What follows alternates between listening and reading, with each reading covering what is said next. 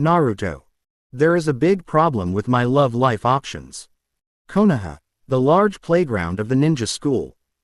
Yifeng leaned lazily under the shade of a tree to enjoy the cool air, and watched his classmates sweating in the sun with his dead fish eyes that were completely devoid of any motivation. He is a time traveler. One day 10 years ago, I was at a comic convention wearing a mask and CO stinger, and when I walked out of the exhibition hall, I accidentally fell into the sewer. When she woke up again, she was inexplicably reincarnated into the war-torn world of Naruto. Not long after she was weaned, her parents were blown to pieces by an explosive talisman during a mission. Now he became an orphan again and was transferred to Konoha Orphanage to be raised. Now he is 10 years old and still has not awakened the golden finger. From the initial expectation, uneasiness, and sadness to the current indifference, Yifeng feels that this is the growth of life. Does a time traveler have to be cool and awesome? Can't he just lie down and be a salted fish? Isn't it good for him to live an ordinary and unrestrained life like this every day? The task of maintaining peace in the ninja world will be accomplished by the savior of this world. A common, only handsome civilian ninja like him can just live his life in hiding. Yifeng, you are really here. Walking towards him was a young man who also exuded a lazy temperament, with a pineapple hairstyle and his eyelids only half open. He is Yifeng's classmate, Nara Shikamaru. Yeah, it's too hot. Yifeng waved his hand in response and said, I don't want to move at all. Indeed. Shikamaru nodded in agreement and sighed, I really don't understand why Iruka-sensei had to choose such a hot day to conduct the actual combat test. I also don't understand why those guys can be as excited as chicken blood at this time. Those guys, that Shikamaru was referring to were none other than the other students in the class. They gathered in a circle and cheered loudly for their friends, concentrating intently. Of course, the most popular choice is still Sasuke. He has a handsome face, a cool demeanor, and a genius buff. The little girl couldn't help herself when she saw him, and her eyes were almost drawn. Many people will be envious and jealous of this, such as Naruto who was biting his lips. Shikamaru and Yifeng don't. This lazy duo both think that girls are trouble and they would rather stay away from them. This is youth, Shikamaru-san. Yifeng rested his arms behind his head and said leisurely, youth is full of passion, just like the magnificent scene before our eyes. Then what are we two doing? Shikamaru asked puzzledly. Entering old age early. Yifeng spoke without hesitation. Nara Shikamaru, Kobayashi Yifeng, it's your turn. Teacher Iruka's voice came from afar. Tisk, now we're going to be young again. Shikamaru looked unhappy. It doesn't matter, as long as it's over quickly. Yifeng patted his butt, stood up, and walked towards the center of the playground in a casual manner. Yifeng, Shikamaru, you two better work hard. Naruto, who was beaten black and blue, shouted loudly, fearing that others didn't know that this pair of recognized lazy people were his good friends. They are rivals now. Who are you going to cheer for? Asked the chubby little boy Akamichi Choji who was standing next to him curiously. Naruto thought for a moment, then pointed to his face and said, I'll give it to anyone who becomes like me now. The students present were silent for a while, and the corners of their mouths couldn't help twitching slightly. Fine, if I don't become as bruised and battered as you, I'm not your friend, right? My brother's way of identifying friends is really unique. Can these two guys really fight? Haruno Sakura couldn't help but whisper, frowning and saying, I don't think I've ever seen them fight since I was a child. Hey, now that you mention that, I suddenly feel excited. Yamanaka Ino, who was standing next to her, said with her eyes wide open. Yifeng, that guy, has a different temperament now. Sasuke, who had his hands in his pockets, looked slightly cautious. Just like what Haruno Sakura said, these two had never participated in any actual combat tests since the day they entered school. No one in the entire class could figure out their exact strength, and their reputation was entirely based on their usual laziness. But today, Yifeng's lazy temperament suddenly became a little sharp. This made Sasuke feel that things were not that simple. Did he hide his strength? As Yumi no Uruka's command sounded, Yi Feng's dead fish eyes returned to normal at this moment, and he seemed to be getting serious. Just like those strong guys described in comics, they usually act lazy but are amazing when they really take action. Hey! Yi Feng is actually quite handsome when he's not looking dead. Yamanaka Ino blinked and said in surprise, he's not much worse than Sasuke, right? Really? Haruno Sakura nodded subconsciously, but quickly realized, wait. This is impossible, Sasuke is always number one. Sasuke is number one, it's true, but Yi Feng is not bad either. We can only say that they have different styles and each has its own merits. Yamanaka Ino felt that she had made a fair evaluation. Ignoring the arguments of the two little nymphomaniacs, Yi Feng shouted with sharp eyes and raised his right hand high. Ninjutsu. Starry Sky Technique. Crash. The sky was filled with dust that instantly covered Shikamaru's head and face. The pineapple-haired boy screamed and covered his eyes. Yi Feng took advantage of this good opportunity and delivered a cuckold kick. Shikamaru was completely unprepared and was knocked to the ground as expected. The whole place was silent. Yumi no Uruka also had a hard time commenting on this duel, and with a twitching mouth, he helped Shikamaru up. Are you okay? No, it's okay. Shikamaru clamped his legs together, the intense pain from before had eased a little. He gritted his teeth and looked at his friend, who was winking at him at this moment. Yi Feng.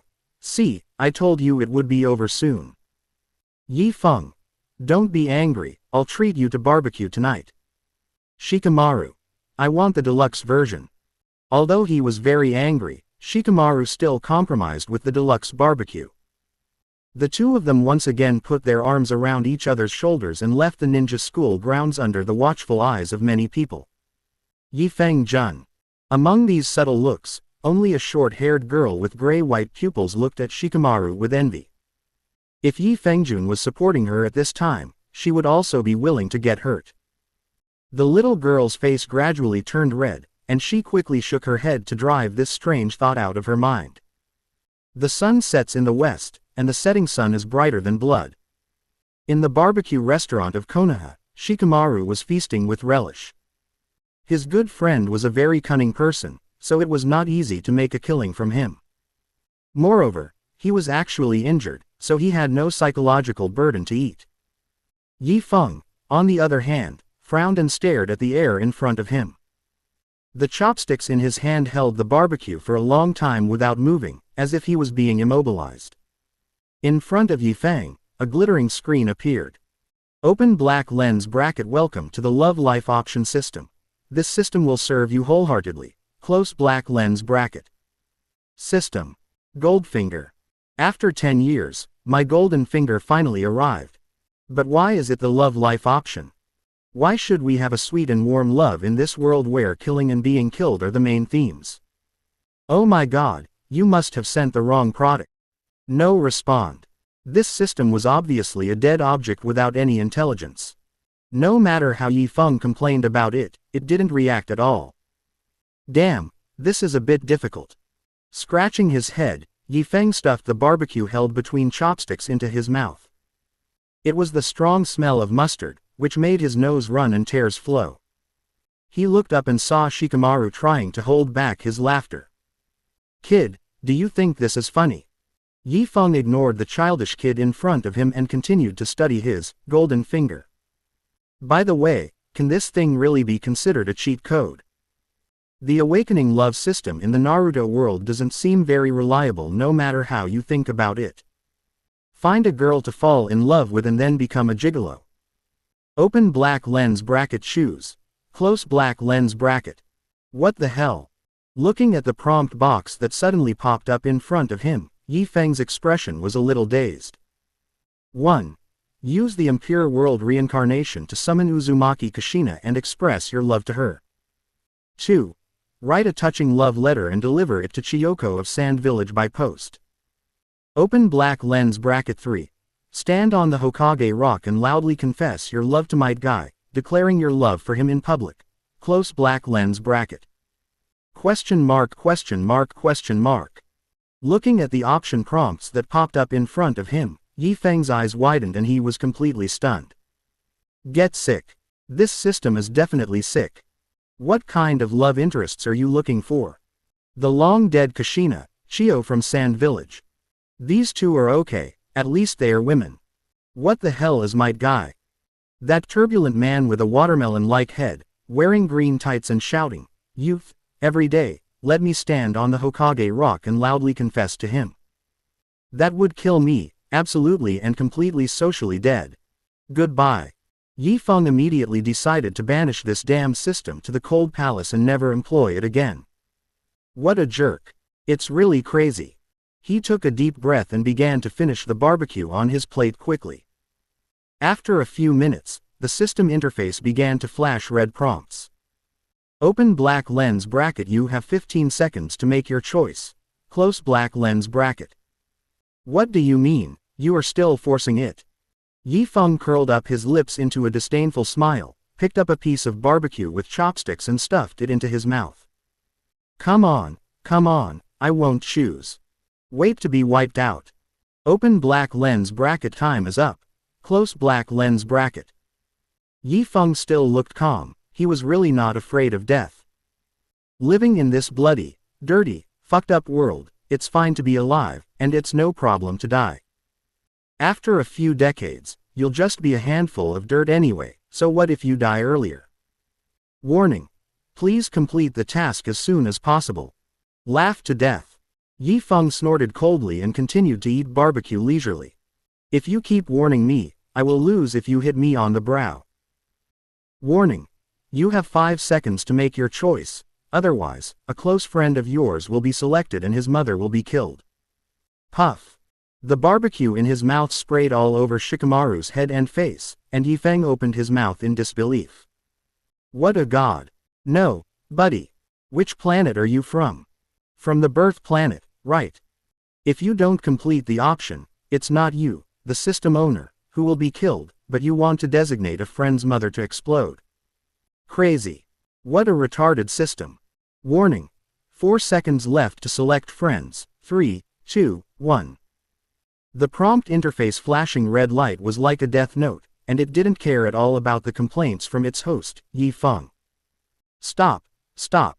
Yi Feng shouted loudly in his mind, took a breath and said, I choose, you damn system. Choose one. Choose successfully. Close black lens bracket. The red light disappeared, and Yi Feng finally breathed a sigh of relief. Shaolin Yi Feng, what the hell are you doing again, you bastard? Shikamaru on the opposite side finally wiped the flesh off his face and said angrily. Brother, you should feel lucky. Yi Feng stood up and patted his shoulder, saying, it was me who saved your family with my integrity. It was me who stopped your mother from exploding.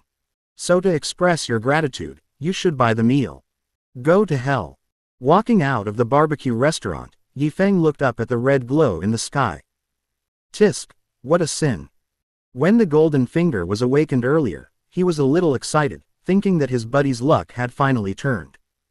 But now, he even wanted to strangle this go-ba system to death. Using your best friend's biological mother to threaten your host, is this something a legitimate system would do? Satan has to have a tattoo of you on his back. But fortunately, my buddy is still smart enough after all.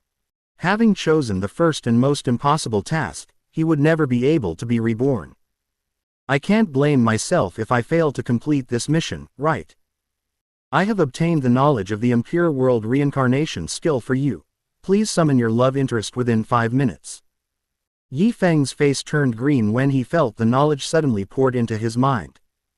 This thing can actually do this.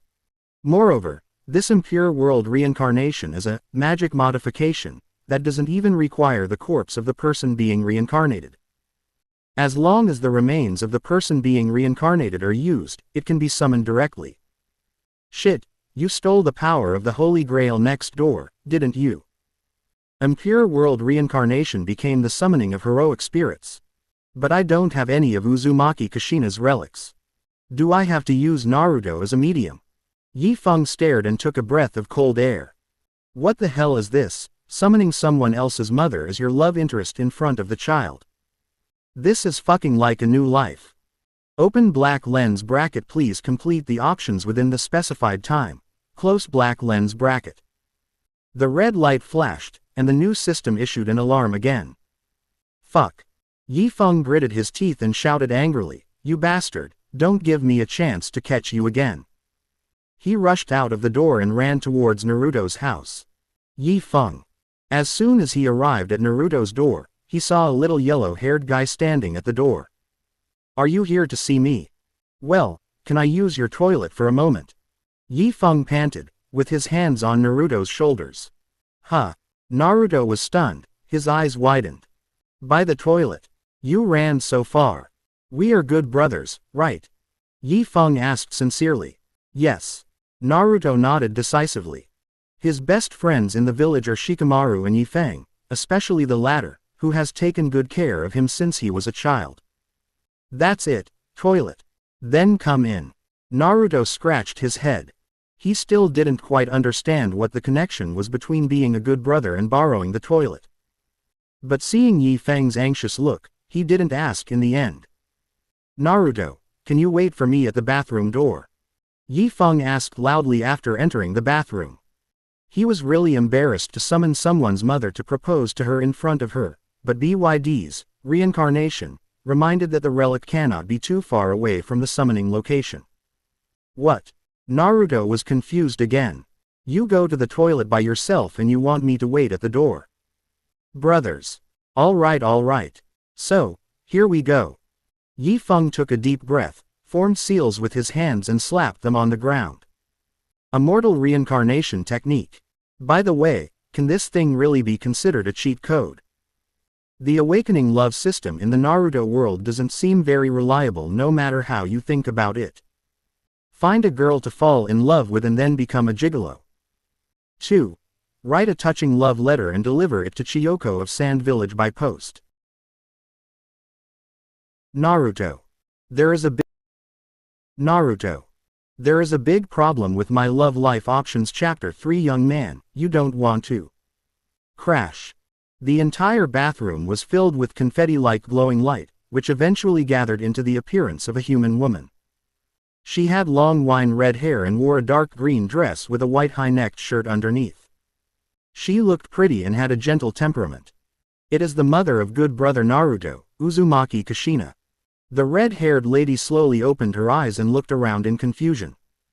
Finally, she fixed her eyes on the boy in front of her and opened her mouth to say something. Boom. With a muffled sound, a large piece of confetti-like light burst out from Kushina's body. The clothes covering her body completely disintegrated, and she suddenly became naked. What the hell?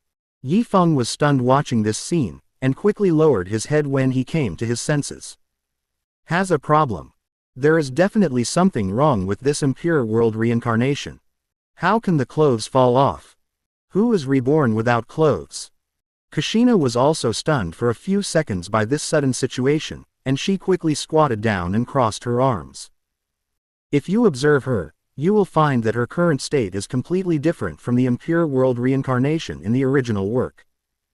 There are no cracks on her body and cheeks that are unique to the impure world reincarnation, and her body is also translucent. Compared to the immortal reincarnation, she is more like a complete soul form at this moment. Feel sorry. Yifeng was a little embarrassed. From his perspective, he could only see Kushina's curled toes. They were very well proportioned, and he wanted to touch them. No, wait. Yifeng suddenly realized, is this the time to care about other people's toes? Warning. Please express your love to the person you are confessing to within 5 seconds. Shit, it starts again, right? Can you be a human being, you idiot system? I'm naked now, and you want me to express my love to you? That's a bit perverted, bro. The system completely ignored him and continued to count down. Okay, I'll make a note of this. Yifeng took a deep breath, kept his head down and said loudly, Mrs. Kushina, I like you. Kushina, with her arms across her chest, shuddered noticeably and stared at the boy with wide eyes, as if she had seen some scary monster. He summoned himself out of nowhere, tore off his clothes, and then confessed his love to me. Kushina really couldn't understand it. Have young people started to play so extravagantly now? If she hadn't felt so dizzy and had no strength left, she would have rushed up and punched the other person to teach him a lesson. Open black lens bracket. The option task is completed. Close black lens bracket. Open black lens bracket. Congratulations on obtaining the soul enriching pearl. Close black lens bracket. Soul enriching beads. What is that? A blood red ball suddenly appeared in Yifeng's hand, making him feel as if he was connected by blood. After looking at it for a while, the function of this sphere became apparent in his mind. Nourish the soul, increase the strength of the soul at all times, and store it in your body to merge with the flesh and blood. Nice one. No matter from which aspect, this thing is absolutely good stuff. But it seems to be useless to Yifeng now. He is not a soul body. Excuse me, Mrs. Kushina. Since the mission had been completed, Yifeng did not intend to let the poor lady in front of him suffer anymore. He said sincerely, I was just joking. I will lift the impure world and send you back right away. Kushina's eyes were originally fixed on the blood-red ball in Yifeng's hand. That thing made her feel an inexplicable attraction. At this moment, she finally breathed a sigh of relief when she heard that the other party was going to release the impure world. You're joking a little too much, boy. I'm sorry. Yifeng apologized sincerely. Disturbing the dead and doing such a bad thing. No matter how you look at it, it is indeed a bit too much. Forget it. Don't do this again next time. Kushina curled up her body and forgave the other party generously. There was no way she could not forgive him, and she was too light to take revenge. At least the result was good now, and she didn't have to endure the embarrassment any longer.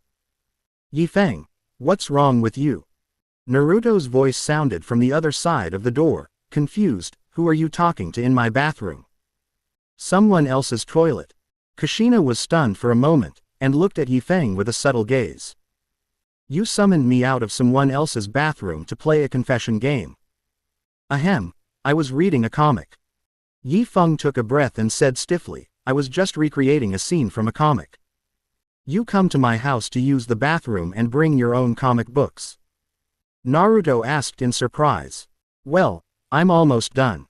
Yifeng awkwardly changed the subject and said, Good brother, wait for me in the living room. Ha, you bastard, really order Uncle Naruto around. Muttering, Naruto swayed away from the toilet door. Silence. The atmosphere in the bathroom suddenly became very quiet. Kushina stared at Yifeng with sharp eyes and asked coldly, What's the name of your good brother outside? Naruto, Naruto. Yifeng felt his whole face was a little hot, just like a skinned lamb roasted on the fire. Uzumaki Naruto. Kushina took a deep breath and looked at Yifeng as if she was looking at a scumbag. He ran to his best friend's house's bathroom to summon his long-dead mother to come out and confess his love. Even a newborn wouldn't do such a thing. Mrs. Kushina, I have a reason for this. Yifeng swallowed and explained in a low voice.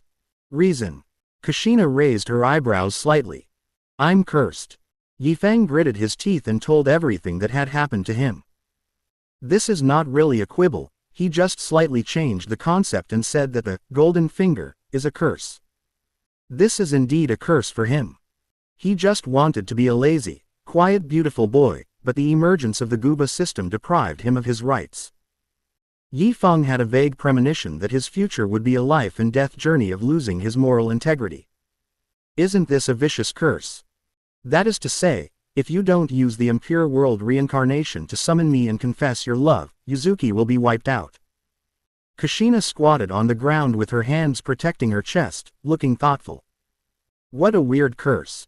Logically, no one would believe such a bizarre thing, but Kushina felt that the boy in front of her was not lying. First of all, there was something obviously wrong with his impure world reincarnation. Secondly, the boy's attitude seemed very sincere, which made Kushina instinctively willing to believe it. To be honest, I would rather kill myself. Yifeng sighed and confided to his wife, that way I won't have to feel so bad. Don't think about death all the time. You still have a long way to go in the future. Kushina reached out a hand lovingly and touched Yifeng's head, while the other hand was still covering her chest. Mrs. Kushina. Yi Feng was very moved and wanted to say something, but at this moment Kushina's soul, whoosh, into the soul pearl in his hand. Yi Feng was confused by this operation. This soul Yunju could actually hold a person. As you said, this bead can nourish the soul. Kushina's voice came from the soul-enriching bead, her tone slightly excited. Please give me more guidance in the future, young Yi Feng. You're not planning to go back? Yi Feng asked tentatively. I want to stay for a while and witness Naruto's growth. Kushina said softly. Young man, Naruto still has some of my chakra in him. You don't want Naruto to know that you saw your best brother's mother and confessed your love to her, do you? Yi Feng's expression suddenly changed, and the corners of his mouth couldn't help but twitch wildly. Red-haired lady, are you trying to go against me? Early morning light. Yi Feng sat in the classroom of the ninja school with dark circles under his eyes, with Shikamaru and Naruto sitting on his left and right. You bastard, you actually ran away from the bill yesterday. Shikamaru gritted his teeth and said angrily, it's fine if you ran away from the bill, but you also made up some weird excuses. What weird words? Naruto looked puzzled. I lost my moral integrity for Shikamaru's mother yesterday, and this young man didn't believe me. Yi Feng's face was full of hurt. Who the hell would believe that? My mother was fine at home the whole day yesterday. Shikamaru frowned. In fact, he actually believed it last night. After eating the barbecue, I ran home and carefully asked my mother what was wrong and whether she felt like she was going to explode. The result is predictable. His head is still buzzing. What you see with your eyes is not necessarily the truth. You are still too young, Lu. Yi Feng said calmly, resting his head on his arms. What the hell is Lu? I told you not to use that weird name. Shikamaru was frowning. As they were talking, the students came to the classroom one after another. Hey, that arrogant guy seems to be looking at us. Naruto pointed at Sasuke who had just entered the door and shouted in a rough voice. HMPH, the last one.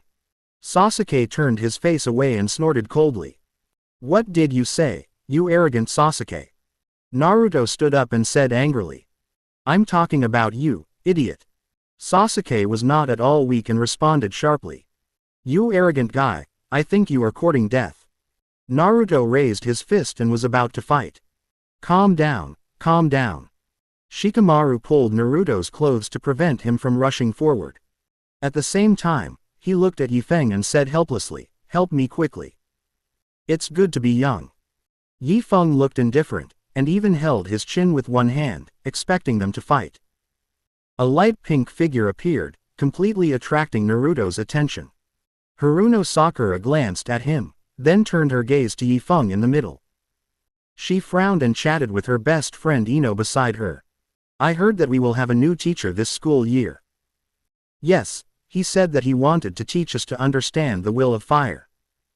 Compared to Sakura's indifference, Ino nodded slightly to Yi Feng as a greeting. I don't know what it looks like.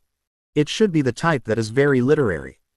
The two girls sat down in the front row in front of Yi Feng and the others while talking, without covering their voices at all. Yi Feng, does the will of fire still need someone to teach you? Naruto asked in a low voice. Wherever the leaves are flying, the fire is endless. This passage was taught to him by his grandfather 3 generations ago when he was a child, and was emphasized almost every year. By now, he has almost memorized it by heart. You know the original text of the will of fire, but do you understand its meaning?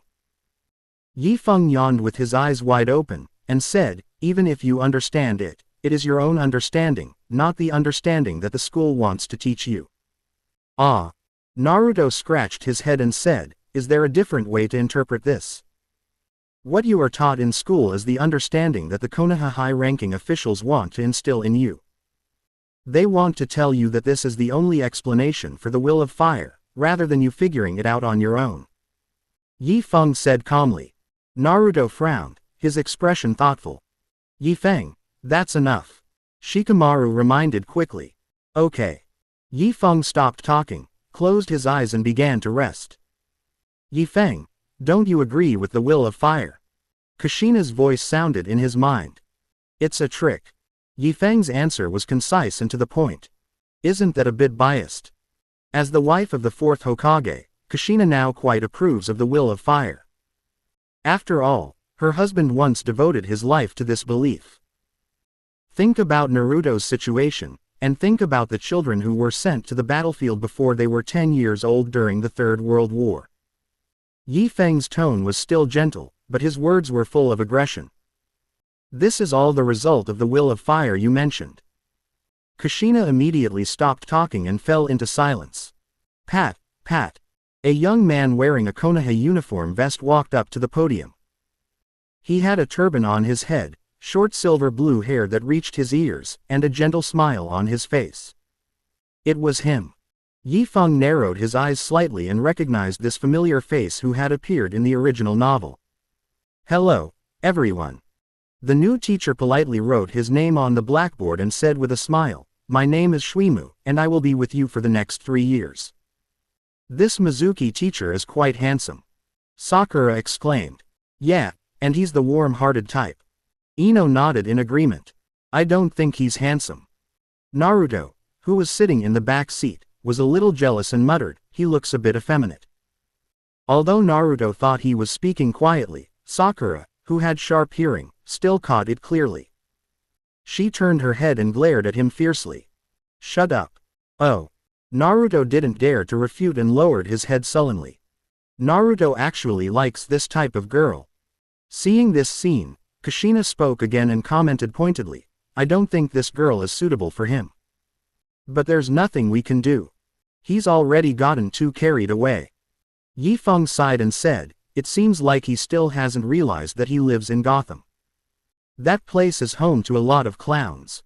PFF'd, you bastard. You laughed just now, didn't you? That's your own son.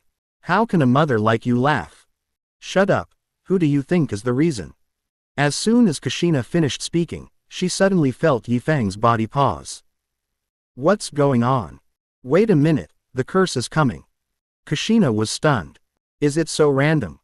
At this moment, a light golden interface appeared in front of Yifeng, which even Kushina could not see, and a series of information appeared. Open black lens bracket choose. Close black lens bracket. 1. Go to Konoha Square and expose the secret that Sarutobi Hiruzen used a crystal ball to spy on the butcher lady when she went to the toilet this morning. 2. Use the video stone to play the precious footage of Haruno Sakura's parents playing with hilichurls in their room last night. 3. In front of everyone in the class, ask Shuimu if he was doing aerobic breathing with a small red carp by the river bank the day before yesterday afternoon. Looking at the 3 options refreshed in front of him, Yifeng couldn't help but take a breath. Could these so-called secrets be true? What a great way to play, these guys. The old man Sarutobi Hiruzen actually peeked at the middle-aged woman selling meat. BYD has a pretty strong taste. It turns out that Sakura's parents like this kind of style. Of course, compared to them, Shuimu is even more heavyweight. Little red carp. Awesome, this thing can also be used for aerobic respiration. After swallowing his saliva, Yifeng finally decided to choose 3. For no other reason than sheer curiosity. Did Shuimu really harm the little red carp? How could he do such a thing? After taking a deep breath, Yifeng raised his hand, stood up and said, Teacher Shuimu, I have a question. Mizuki frowned slightly when his carefully prepared speech was interrupted. In fact, he looked down on these delicate ninja school students from the bottom of his heart, and he also didn't like the will of fire course. But for the sake of his disguise, he still endured it. With a humble smile on his face, he said, This is Mr. Zhaolin. Is there anything I just said that you don't understand? No. Yifeng shook his head and said respectfully, Teacher Shuimu's explanation of the will of fire is very insightful and the students have gained a lot. Then you are. Shuimu looked confused. At this moment, Yifeng was the center of everyone's attention. Everyone in the classroom, including Shuimu, turned their eyes to him. Only Shikamaru sensed something was wrong. He knew his friend very well, and he never raised his hand to show off in class. But today he acted out of character, and he felt something big was going to happen. As predicted. The next moment, Yi Feng hesitated and asked, "Teacher Shuimu, do you still remember what you did the day before yesterday?" "What?" Shuimu hadn't reacted yet. "The day before yesterday afternoon, by the riverbank, you bent over and performed aerobic breathing movements on a small red carp," Yi Feng said, stretching out his palm and still fiddling with it. "The students are very curious. I wonder what you were doing at that time." Sluggish. As soon as these words were spoken, the whole audience fell into a daze. The students' eyes changed when they looked at Shuimu, with surprise, horror, and disbelief. This seemingly gentle teacher Mizuki actually. "How come? How did you know?" Shuimu was caught off guard and blurted out before he had time to think. After he realized what was happening, he quickly changed his words and said through gritted teeth, "Xiaolin, the teacher has no idea what you are talking about. Now, sit down." At the end, his tone became heavier and his expression slightly out of control. This is also a matter of course. How could he keep his face after doing such a weird thing and being discovered by his own students? Moreover, Shuimu was a face-loving person, and Yifeng's revelation was a heavy blow to him. "Yes." Yi Feng pretended to be very well behaved and sat down, and a prompt popped up in front of him. Open black lens bracket. The option task is completed. Close black lens bracket. Open black lens bracket. Congratulations on obtaining 20 years of chakra energy. Close black lens bracket. Chakra. Holy shit, this option system can actually directly obtain chakra. 20 years is equivalent to reducing the total amount of chakra in Yifeng's body to the level of a 30-year-old. Feeling the surging energy flowing through his meridians, Yi Feng took a deep breath. Although he now has some strength to turn things around, he cannot be happy at all. "Hey!" Naruto's loud voice suddenly rang out in the classroom, and he looked at Shikamaru and said, bending over and breathing aerobically towards the little red carp. "What does that mean?" "Shut up." Shikamaru raised his voice to remind him, but it was too late. "Uzumaki Naruto, Kobayashi Yifeng, the two of you, get out of the classroom." Mizuki's face flushed and he shouted angrily. "But..." Naruto wanted to say something else, but Yifeng grabbed him and they both walked out of the classroom door dejectedly. "Sorry." Yifeng felt that he had implicated the little yellow-haired boy beside him, and spoke with apologetic tone. "Ah, it's okay." Naruto waved his hand nonchalantly, his face still full of curiosity, "But I want to know, what exactly did you mean by what you just said?" "Don't ask, it's still too early for you." Yifeng patted his shoulder and looked up at the sky. "Tisk, isn't it too early for you?" Kushina's voice sounded. "That's different," Yifeng said calmly. "I am a man who dares to confess my love to my good brother's mother. This is nothing to me." "You still feel very proud, right?" Kushina twitched her lips. "I can't say I'm proud, I'm just helpless." Yifeng opened his dead fish eyes and expressed emotion. Kushina was silent for a moment, then complained, "Your curse is really a bit insane. Not only are the requirements bizarre, the punishments are even more bizarre." "Oh." Yifeng sighed and didn't want to talk about this sad thing anymore. After a while, Shikamaru also ran out with his head hung. "Huh. Alu, what are you doing?" Naruto asked with a puzzled look. "Why are you calling me Alu? Don't learn bad things from that bastard Yifeng." Shikamaru's mouth twitched, and he said lightly, "It's too stuffy in the classroom. Come out and get some fresh air. You are worthy of being our good brother Alu." Yifeng gave him a thumbs up. Shikamaru's defenses were immediately broken, veins popping out on his forehead as he said, "I was told not to call me Alu, it's poisonous." "Okay, Alu. No problem, Alu. Get out of here. Good brothers for life. You've shown me through your actions that sacrificing your integrity to save your mother is really worth it. I really regret coming out now."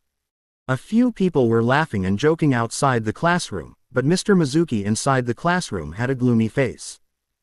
Having admitted his embarrassing behavior in disguise before, one can imagine what his reputation will be like in the future. His life, Future and prospects in Konoha have been completely ruined. Damn it. That little Lin Yifeng really deserves to die. And that little demon fox, too.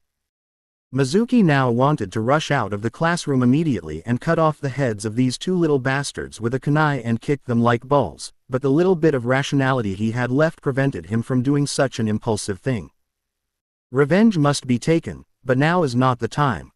At this point, that's the only way left. Shuimu secretly made up his mind and planned to contact that adult as soon as he returned home tonight. The sky gradually darkened, and stars dotted the night sky. The lights in the Hokage's office were still brightly lit. Sarutobi Hiruzen, with a pipe in his mouth, asked kindly, "Iruka, has Naruto been good in school recently?" Conversations like this are repeated every month. Iruka felt that this was the Hokage's concern and love for Naruto, but in fact the deeper purpose was to ensure that the Jinchuriki would not be out of control. Normally, Iruka would always talk about Naruto's performance in school with a smile, but today, his expression was subtly complicated. What happened? Sarutobi Hiruzen was an experienced man and could sense something was wrong from the other person's expression. Third-generation master, Naruto was in the Will of Fire class today. Iruka turned his head away and said softly, "He was kicked out of the class by Mizuki teacher." That's right. Sarutobi Hiruzen secretly breathed a sigh of relief. He thought something had happened to Naruto. Being kicked out of class was nothing new to Naruto. However, as the Hokage, he could not show indifference on his face. Instead, he asked patiently, "What's going on?" "I asked the students in the class, and the origin of the incident was Yifeng." Iruka lowered his head with a conflicted expression. Yifeng. Kobayashi Yifeng. Sarutobi Hiruzen certainly knew all the friends around Naruto. In his eyes, Shaolin Yifeng's background was very simple. He was a descendant of Konoha Tadayoshi and grew up in a Konoha orphanage. He was not a brilliant and talented ninja, nor was he a waste at the end of the list. To sum it up in Sarutobi Hiruzen's own words, it's just ordinary. He had no objection to this ordinary civilian ninja dating Naruto, so he just let their relationship go. Yes. Iruka paused and continued. Yifeng told Mr. Mizuki's embarrassing story in front of everyone in the class, and Naruto followed behind and asked questions, which made Mr. Mizuki angry. His evaluation was very objective and he did not favor any party. Embarrassing. This aroused Sarutobi Hiruzen's interest. He raised his eyebrows and asked, "What is the embarrassing thing?" It was the afternoon before yesterday. Yifeng saw Mr. Shuimu bending over and performing aerobic breathing movements on a fish. Even though he was not involved, Iruka felt embarrassed when talking about this, and his face turned red. He might be very curious, so he asked Mizuki-sensei what he was doing in public. Sarutobi Hiruzen's eyes widened, and the pipe in his hand knocked on the table. Yes, a fish. Yes, it is said to be a red carp. Is this true? Although he denied it afterwards, the first thing Mr. Mizuki said in his reply was, "How did you know?" Sarutobi Hiruzen supported the corner of the table with one hand and couldn't help but take a breath of cold air. He actually made a fish breathe oxygen. How could Konoha have such a talent? As the night deepened, Iruka had already excused himself and left the Hokage's office. Sarutobi Hiruzen did not leave. He had a cigarette in his mouth and was still thinking about Mizuki and the fish. How did you do it? What kind of train of thought could make Shuimu do such a thing? Can't figure it out. Sarutobi Hiruzen really couldn't understand. People have thousands of habits, but Shuimu's actions really shocked him for the whole year. Dong dong dong. A low knock on the door interrupted his thoughts. Sarutobi Hiruzen frowned and said calmly, "Come in." The man was leaning on a cane. His head, right eye and entire right arm were wrapped in bandages, his face was deeply wrinkled, and he exuded a gloomy temperament. "It's you, Danzo." Sarutobi Hiruzen called out the other person's name, and asked with a puzzled expression, "It's so late, what's the matter?" Danzo didn't waste any more time and went straight to the point. "You already know everything, right, Hiruzen?" "You know that too." Sarutobi Hiruzen stared with a surprised expression. HMPH, don't underestimate the intelligence capabilities of my root organization. Danzo held his head high with an arrogant look. Your root organization even collects this kind of intelligence. Intelligence is not about size, but about being able to grasp the situation. What does this have to do with the current situation? Sarutobi Hiruzen opened his mouth and asked in surprise, is this popular in the ninja world now? Danzo sat down opposite Sarutobi Hiruzen and said calmly, it's hard to say about the entire ninja world, but it does happen frequently in the small countries around us. Sarutobi Hiruzen sucked in a breath of cold air and said in disbelief, the world now is really frenzied. Sarutobi Hiruzen doesn't know how to describe it except being crazy. I thought Mizuki was just an isolated case, but I didn't expect it to be a popular trend in the surrounding small countries. After this, he will never dare to eat fish again. Give the order, Hiruzen. Danzo said calmly with empty eyes, this is a once-in-a-lifetime opportunity. What? Sarutobi Hiruzen was confused and asked tentatively, this is just a personal behavior. Isn't it a bit too much to issue an order to ban it? Danzo was silent for a moment, frowned and said, Hiruzen, what are you talking about? Aren't we talking about the same thing? Sarutobi Hiruzen asked puzzledly. There's unrest in Wave Country. Mizuki from the ninja school fucked a fish. Ellipsis. The two spoke at the same time, and the atmosphere in the office froze instantly. Fuck. Even Danzo showed an expression of disbelief when he heard this, with his mouth slightly open. Ahem, there's unrest. Sarutobi Hiruzen coughed dryly, pretending to be nonchalant and turned his face away and said, what happened in the land of waves? The fishermen and boatmen of Wave Country were overwhelmed and launched a rebellion against the major ocean-going and fishing companies. Danzo paused for a moment and said in a low voice, Hiruzen, is there really someone in our village who fishes? This is basically true. Sarutobi Hiruzen took a puff of his cigarette and nodded, but the unrest in Wave Country has nothing to do with us, right? What order do you want me to give? Send the ninjas from Konoha to completely control the entire land of waves. Danzo raised his left hand with his 5 fingers clenched. No, this is impossible. Sarutobi Hiruzen refused decisively, his eyes firm as he said, if other ninja villages find out, it will definitely cause serious international problems. It may even lead to a war.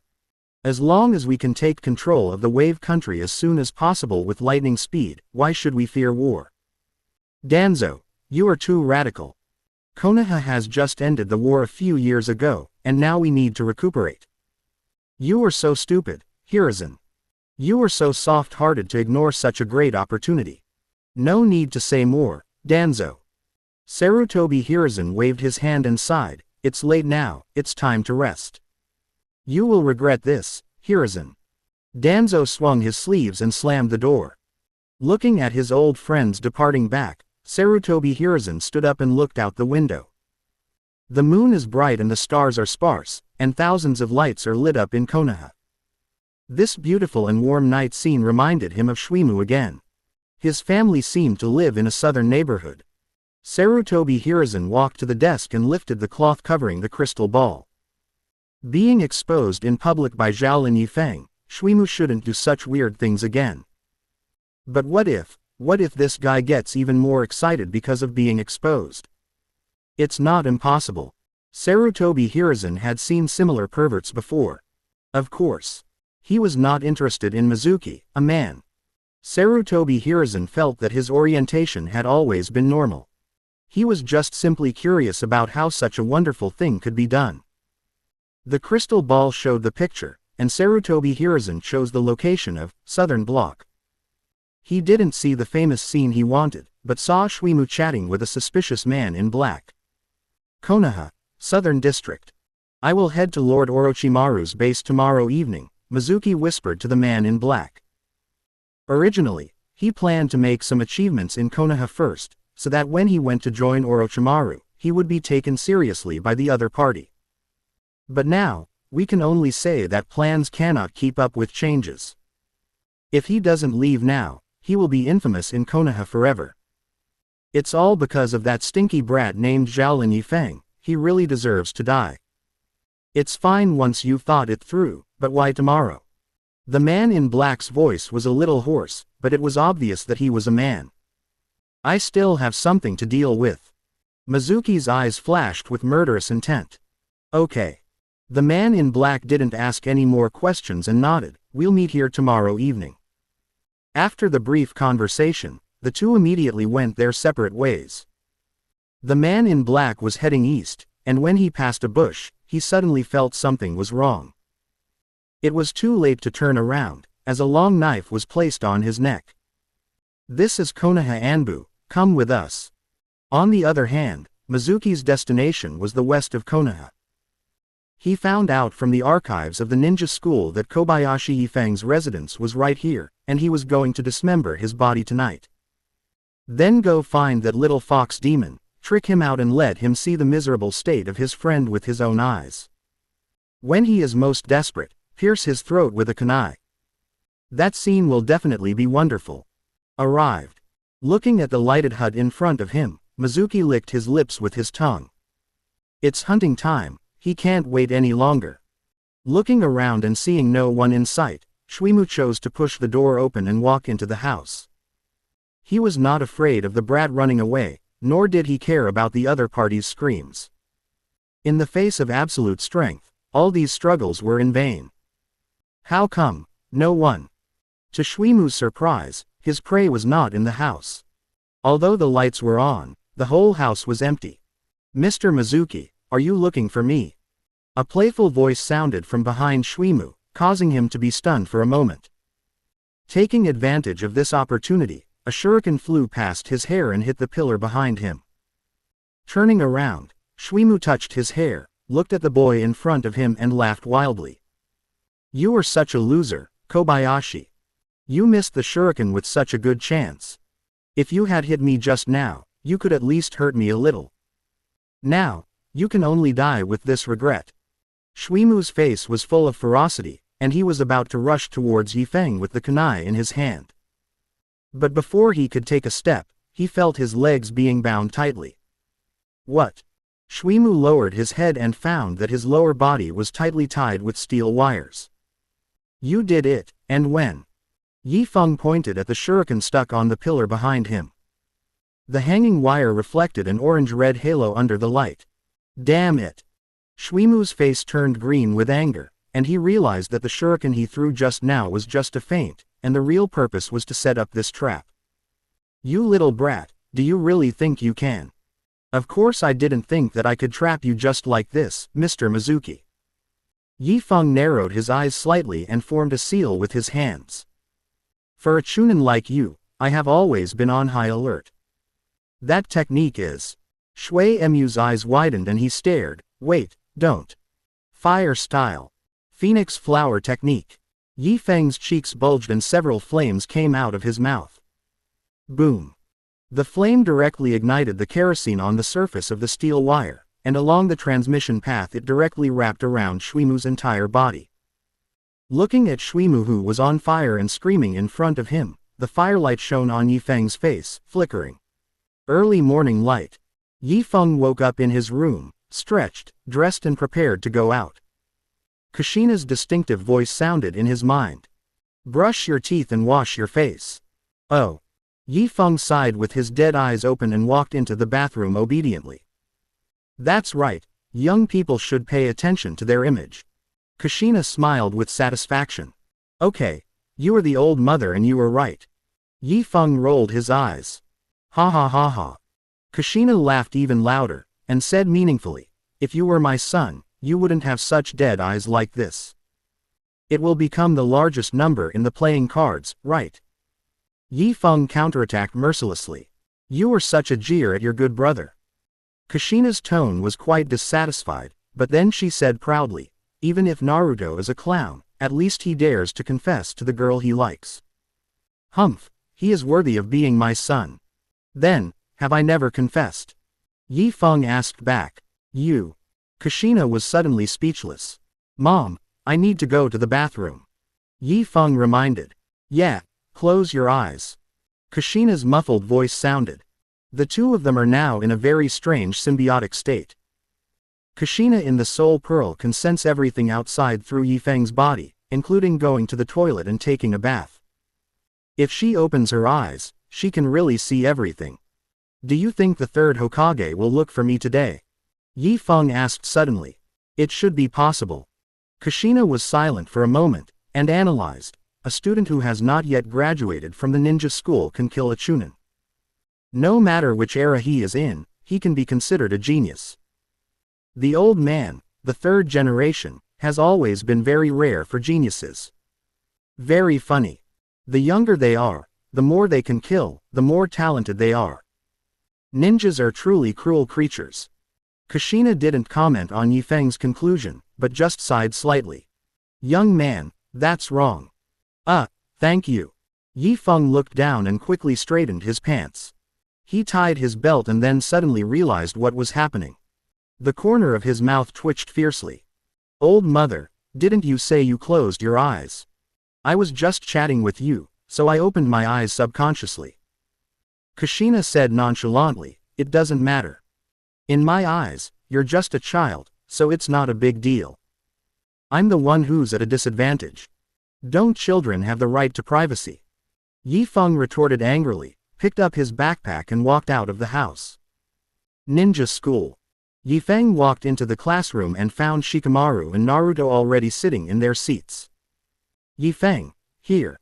Naruto waved at him loudly with a smile on his face. He looks so stupid, I don't know who he takes after.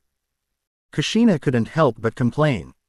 During the time she was staying in Yifeng's body, she had a deep understanding of how her son had been treated in Konoha in the past few years. If it weren't for Yifeng, a good brother who often lent a helping hand, even if the child could survive until now, he would probably be half useless. But even though fate treated his child so cruelly, he still greeted people with a smile every day, which made Kushina feel distressed and guilty. But at the same time, the silliness that Naruto occasionally exuded made it difficult for her to remain nervous. Neither she nor Minato are the silly type. This child obviously has excellent genes, so why does he look so crooked? No matter who he follows, he was born by your mother after all. Yifeng sighed and looked at the two good brothers sitting opposite him. Hey, why did you two come so early today? My mother woke me up and dragged me to do morning exercise early in the morning. Shikamaru yawned, looking helpless. The milk I drank yesterday was expired, and I had a stomachache this morning. Naruto scratched his head and told his embarrassing story nonchalantly. You're an idiot. You knew it was expired but you still drank it. Yifeng was speechless and reached out to knock on his head. Damn, it hurts. Naruto held his head, grimacing in pain. You actually hit me. Don't get me wrong, your mother asked me to do this. Yifeng opened his eyes and said calmly, by the way, she asked me to buy you 2 sets of homework after school as punishment. No, are you a devil? Naruto got overwhelmed when he heard the word homework. You heard it, old mother, your son said you are a devil. Yifeng said with a gloating look. What does it have to do with me? You did it all. Kushina refused to admit it. Okay, you're not going to admit it after you put on your pants, right? It's so funny, I don't even have any pants right now. Ellipsis. Yifeng was choked up instantly and couldn't speak. Big news. A student rushed into the classroom and shouted at the top of his voice. I just heard the inside information, Teacher Shwimu has resigned. Resignation? Really? He just finished our first lesson yesterday, and he's leaving today. There was an uproar in the classroom and the students started talking about it. Ino, what do you think? Sakura, who was sitting in the row in front of Yifeng and the others, whispered. It must be related to that incident. Yamanaka Ino said, glancing at Yifeng from time to time and said, it also reflects from the side that he might really be interested in fish. It's really unbelievable. Sakura took a breath, a look of horror on her face. Most of the children in the ninja world matured early and knew a lot about the things between men and women. Except for Naruto, who was just a little fool at this stage. Even if he was a dog to lick Sakura, it was out of instinct. Shwimu resigned. Shikamaru raised an eyebrow and looked at Yifeng and said, you don't seem surprised at all. As soon as the words fell, Sakura and Naruto turned their eyes to Yifeng at the same time. Just as Shikamaru said, the boy looked very calm, and spread his hands and said, "Yes, I knew it last night." "Last night?" Sakura frowned and asked curiously, "How did you know last night?" "The evil Shuimu didn't sleep well in the middle of the night and came to me to seek revenge." Yifeng rested his head on the back of the chair and said lazily, "As a result, I was careless for a moment and lost half my life." Sluggish. After hearing his explanation, Sakura, Naruto, Ino and Shikamaru were all stunned. Poof. Naruto was the first to burst out laughing, holding his stomach and saying, "Mizuki is such an idiot." "Hey, you actually believe that?" Sakura's mouth twitched, and she couldn't help but complain, "Let's not talk about whether Mizuki teacher would take such revenge. He is a formal ninja, but he was half killed by his own student. This is impossible. I'm curious, how did Yi Fengjun do it?" Ino blinked and asked with a stifling smile, "Could it be that you relied on your ninja technique?" Starry Sky Technique. When he heard the name of the jutsu, Shikamaru felt phantom pain in his eyes. Open black lens bracket choose. Close black lens bracket. The golden system interface popped up again, and the lazy expression on Yifeng's face suddenly turned into a twitch. Open black lens bracket 1. Explain your advanced version of Defense Stars to all classmates and gain recognition. Close black lens bracket. 2. Untie your belt angrily towards Ino, and let her appreciate your new technique, Flying Water Feet Down. This time there are only 2 options, which seems quite humane, but Yifeng just wants to say hello to the system's biological mother at the moment. What the hell is the first option? How come he, the original creator, doesn't know there is an advanced version of the Starry Sky? The second option is even more fucking new, like a waterfall falling straight down 3,000 feet. It sounds quite poetic at first, Li Bai, right? But combined with unbuttoning the belt and appreciating new techniques, Yifeng's brain has already presented a taboo image. It can be said that no matter which one he chooses today, his remaining moral integrity will be completely lost. But for the sake of his friend's mother, he can only choose the lesser of 2 evils. In the astonished eyes of Ino, Sakura, Naruto and Shikamaru, Yifeng suddenly stood up and clapped his hands twice. The sound was very loud, and the students who were originally chatting were attracted to their attention. "Ashan, you actually look down on my baby's breath, don't you?" Yifeng looked down at Ino, his dead fish eyes becoming extremely oppressive at this moment. I didn't." Ino was frightened by his aura, and the whole person was stunned for a few seconds. After reacting, the corner of her mouth twitched suddenly. "Hey, what kind of a name is that, Ashan? You know what?" Yifeng ignored her complaints, looked around with deep eyes and said, "Because he is Shikamaru, my good brother. That's why I used the normal version of Yellow Sand Starry Sky before. So, I should thank you for that." Shikamaru whispered with a frown on his face. "Normal version?" Sakura was curious about another question, and asked with a confused expression, "Besides the normal version, do you have other versions?" "Of course." Yifeng nodded and said, "If it's an advanced version, it won't use yellow sand." "Then what should I use?" Naruto scratched his head and couldn't help but continue asking. Under the gaze of his classmates, Yifeng suppressed his inner shame and said, "If I use the advanced version of the Defense Starry Sky, how would you respond?" There was a sound of people gasping for air throughout the classroom. All the classmates, both male and female, looked at Yifeng with eyes of astonishment. Even Uchiha Sasuke, who usually remained aloof, had his eyes wide open and cold sweat on his forehead. This Yifeng is truly a talent. What kind of brain circuit could allow him to come up with such a vicious trick as defense stars all over the sky? Response. How to deal with this thing? Not to mention this group of students, even if the Hokage came, he would have no solution to this move, right? Open black lens bracket. The option task is completed. Close black lens bracket. Congratulations on obtaining the changes in the properties of the 4 chakra attributes of water, fire, wind, and earth.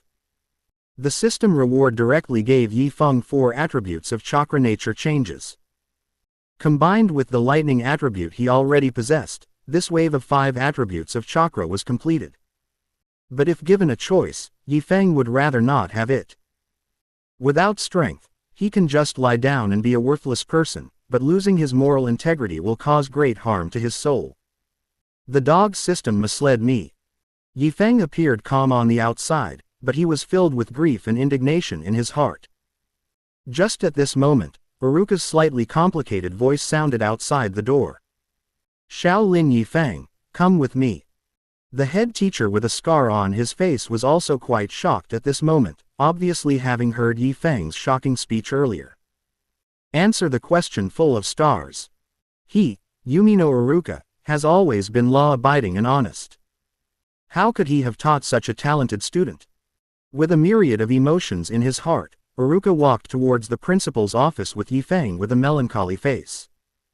Looking at the backs of the 2 people leaving, Shikamaru frowned slightly and murmured, could it be that Shuimu was really injured by Yi Feng? Outside the principal's office, Uruka knocked gently on the door. Come in. Go by yourself and be careful with your words. After all, he was his student, so Uruka still reminded him before leaving. Yi Feng pushed the door open and entered the room. As expected, the person who came into his sight was the 3rd Hokage with gray hair and beard. The old man has become so old now. Kushina sighed. Before she met Sarutobi Hiruzen, she had always been quite resentful towards him, but after meeting him, she felt a little sad. Of course you will have kidney deficiency if you peek through a crystal ball every day. If you have kidney deficiency, you will naturally look old. Yi Feng said lightly. PFF'd. Ha ha ha ha. Kushina laughed heartily and said, you little bastard, you have a really poisonous tongue. I like to tell the truth. Yi Feng secretly criticized the old man in front of him to Kushina, but on the surface he saluted with neither servility nor arrogance. Hokage-sama, you are looking for me. You're here, Yi Feng. Sarutobi Hiruzen looked Yi Feng up and down and praised him. As expected of Naoto and Kaori's child, you are really a handsome man. Mr. Hokage, you are too kind. Yi Feng said softly. Do you know why I called you here? Sarutobi Hiruzen smiled and went straight to the point. What about Teacher Shuimu? Yi Feng asked tentatively. You don't have to call him teacher, Mizuki is a scum. Sarutobi Hiruzen's expression became solemn, and he said coldly, in fact, he has already colluded with Konoha's rebel ninjas and tried to steal the village's secrets. So that's how it is. Yi Feng's face showed just the right amount of surprise. Yi Feng, who has read the original novel, actually knows very well that Mizuki is actually a nail planted by Orochimaru in Konoha. You did a great job this time, Yi Feng. Sarutobi Hiruzen patted Yi Feng on the shoulder and said with satisfaction, as a student of the ninja school, you actually took down a Chunin by yourself. It's incredible. Shuimu didn't notice the trap I set. Yi Feng said calmly without being arrogant. Don't be so modest. Sarutobi Hiruzen shook his head and said calmly, I saw the whole process of you taking down Mizuki yesterday. Whether it's your grasp of the timing or the use of ninjutsu, you can be called a genius. Yi Feng didn't say anything else, just lowered his head slightly. You have made great contributions this time. Have you thought about any reward? Sarutobi Hiruzen looked at him with expectant eyes and said in a tone of voice. Open black lens bracket shoes. Close black lens bracket. Before Yi Feng could answer, the golden options interface popped up again. Open black lens bracket 1. I want to be Naruto's father. Close black lens bracket. 2. I want to be Danzo's crotch boy. Open black lens bracket 3. I want the starched boxer briefs you're wearing. Close black lens bracket. Ellipsis ellipsis. Yi Feng was stunned, and the corners of his mouth couldn't help but twitch. It starts again, this fucking system that messes with people's mentality. What a fucking boy under the crotch, what a fucking patinade boxer briefs, who are you trying to disgust by listing these 2 options? Taking a deep breath, Yi Feng didn't even dare to look up, and said intermittently, I want to be Naruto's father. Question mark. Sarutobi Hiruzen's eyes widened and he became dazed. Hey, what are you talking about, brat? Kushina's voice sounded in disbelief. She was originally watching the show in the soul-enhancing pearl with great interest, but now she has become the show herself. Curse, it's a curse. Yi Feng hurriedly comforted her. I swear by my brother's mother. What the hell? Open black lens bracket. The options are complete. Close black lens bracket. Congratulations on obtaining 20 years of chakra. Another 20 years of chakra. Yi Feng, who is only 10 years old, has done nothing but is equivalent to having practiced for 40 years. If you want to talk about fun, of course it is fun. And for some reason, the choice I made this time didn't seem as against my will as before. Sarutobi Hiruzen on the other side was still in a daze, and it took him a long while to react. Yi Feng, there are some things you can't say. Yes, Lord Hokage. Yi Feng said respectfully. I know, you want to give Naruto more love, right? Sarutobi Hiruzen felt that he had seen through Yi Feng's thoughts, and said in a serious tone, but you shouldn't say that. Naruto's father would have an opinion if he were still alive. No, you stinky old man. Kushina said angrily, how can you talk like that? Don't I have any objections? I understand, Lord Hokage. Yi Feng responded again. You can change to another reward. Sarutobi Hiruzen paused, and said, but it can't be too outrageous. This time the system did not interfere, and Yi Feng spoke smoothly. I think I can go out to the village to have a look when I have time. Otogakure, Underground Laboratory. Orochimaru, with long black hair and pale skin, was concentrating on dissecting the test subject on the operating table. He first took out the spleen for observation, then the liver, lungs, and finally the heart. Orochimaru's entire right arm was stained red with blood, but he didn't care. After completing the observation, he stuffed the organs back into the subject's abdomen and said in a hoarse voice, get rid of this material, Do. He's no longer useful. Yes. Pharmacist Kabuto, who was wearing round frame glasses, nodded respectfully, took out 2 bottles of medicine from his arms and poured them on the experimental subject. Scoff. It was visible to the naked eye that the experimental subject, who had been dead for a long time, was melted away in an instant, leaving only a few pieces of underwear on the operating table. Kabuto. Orochimaru wiped the remaining blood on his arm with a towel. His pale yellow vertical pupils stared at his subordinate like a venomous snake and said, do you come here to tell me some good news? It should be bad news. Yakushi Kabuto lowered his head and said respectfully, Kusano and Mizuki were captured by Konoha's people. Kusano and Mizuki. Orochimaru pondered for a moment and seemed to remember who these 2 people were. He sneered and said, they are just 2 pieces of trash. This kind of thing is not bad news. I understand, Lord Orochimaru. Ko, do you have anything else to say to me? No more, Lord Orochimaru. Yakushi Kabuto bowed his head, not daring to let Orochimaru see his expression. In fact, the capture of the 2 spies, Kusano and Mizuki, was also related to a piece of intelligence, which stated that the person who captured Mizuki was a 3rd-year student of Konoha Ninja School, named Kobayashi Ifang. Yakushi Kabuto did not tell anyone about this information. This child was his adopted brother from the orphanage. Thanks to this little brother's timely message to him, he and Nono-sensei did not kill each other. Orochimaru stared at Kabuto Yakushi with a playful look in his eyes. Kabuto, I have to meet some very interesting people in the next 2 days. I plan to let you take care of the Sound Village for the time being. He actually saw that the subordinate in front of him was hiding something from him, but he didn't care. Kabuto Yakushi was a very useful tool for him, and there was nothing wrong with giving him some privileges. And Orochimaru also believed that Kabuto Yakushi was a smart enough person and should know when to stop. Yes. Pharmacist Do responded respectfully with cold sweat on his forehead. The night is getting darker. Yi Feng walked through the dense forest, and the scenery on both sides passed by quickly. Slow down and watch your step, Kushina reminded. Don't panic, I'm very steady. Yi Feng's voice was very confident. I don't understand. What are you so anxious about? Kushina sighed and said, you just got the Hokage's warrant and you left the village right away. You'll know when we get there. Yi Feng took a breath and sped up again.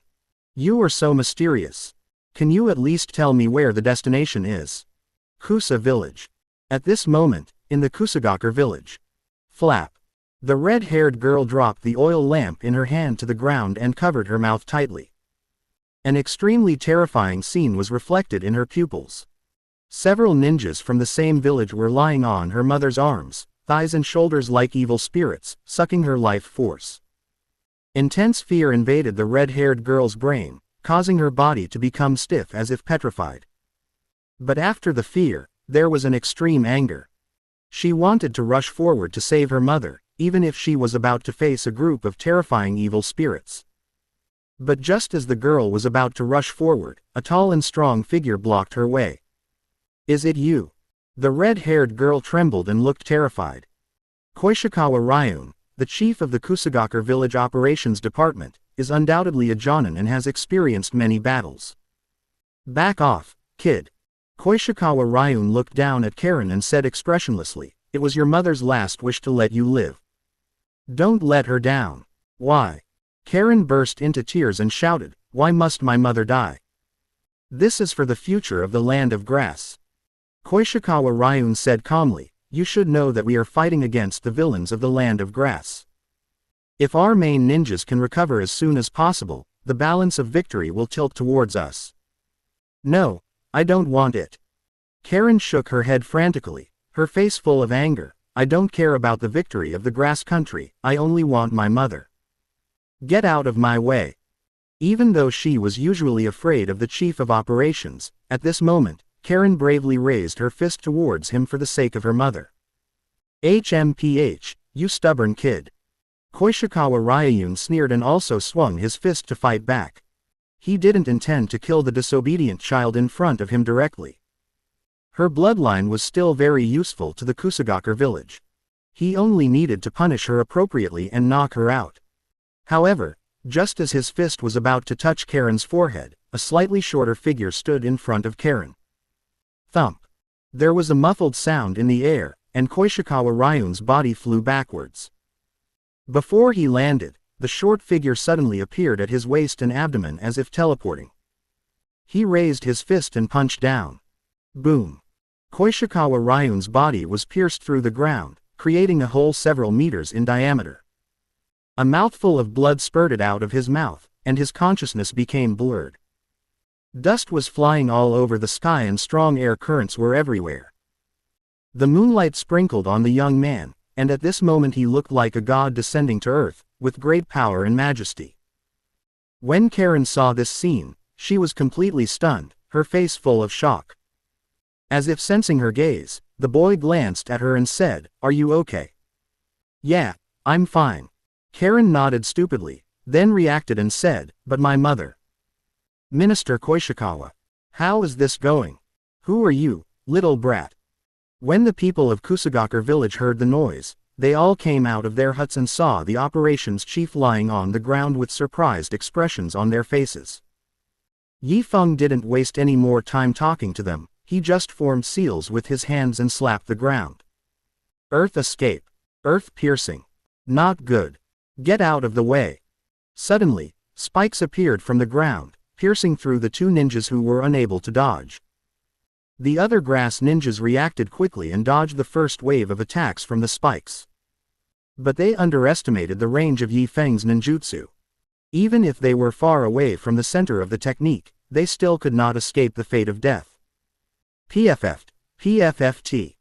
This group of grass ninjas who, like evil spirits, had sucked the life out of Karen's mother were strung together into blood gourds. The entire scene looked like a scene from hell. A clearing in the woods outside the Kusagakure village. Next to the lit bonfire, a girl with short gray-brown hair had her hands glowing with light as she tried her best to treat Karen's mother.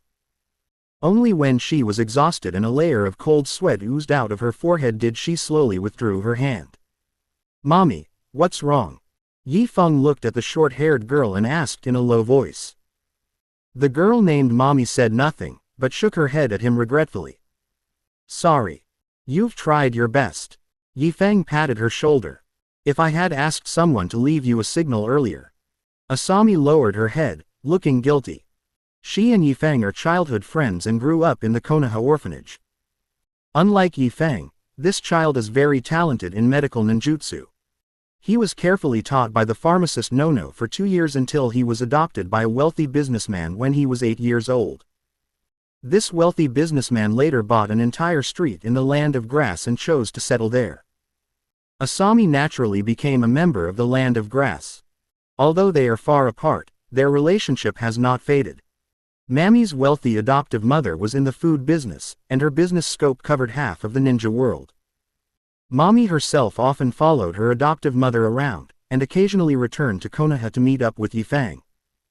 Naturally, it was Yifeng who told Mami about the situation of Karen and her daughter. Being kind-hearted, she had always been secretly caring for the mother and daughter. But Mami and her adoptive mother are just businessmen after all, and they cannot influence the situation in Kusagaker village at all. When the war came, Karen's mother was still designated as a blood recovery package by the Kusagaker village's top leaders just like in the original work.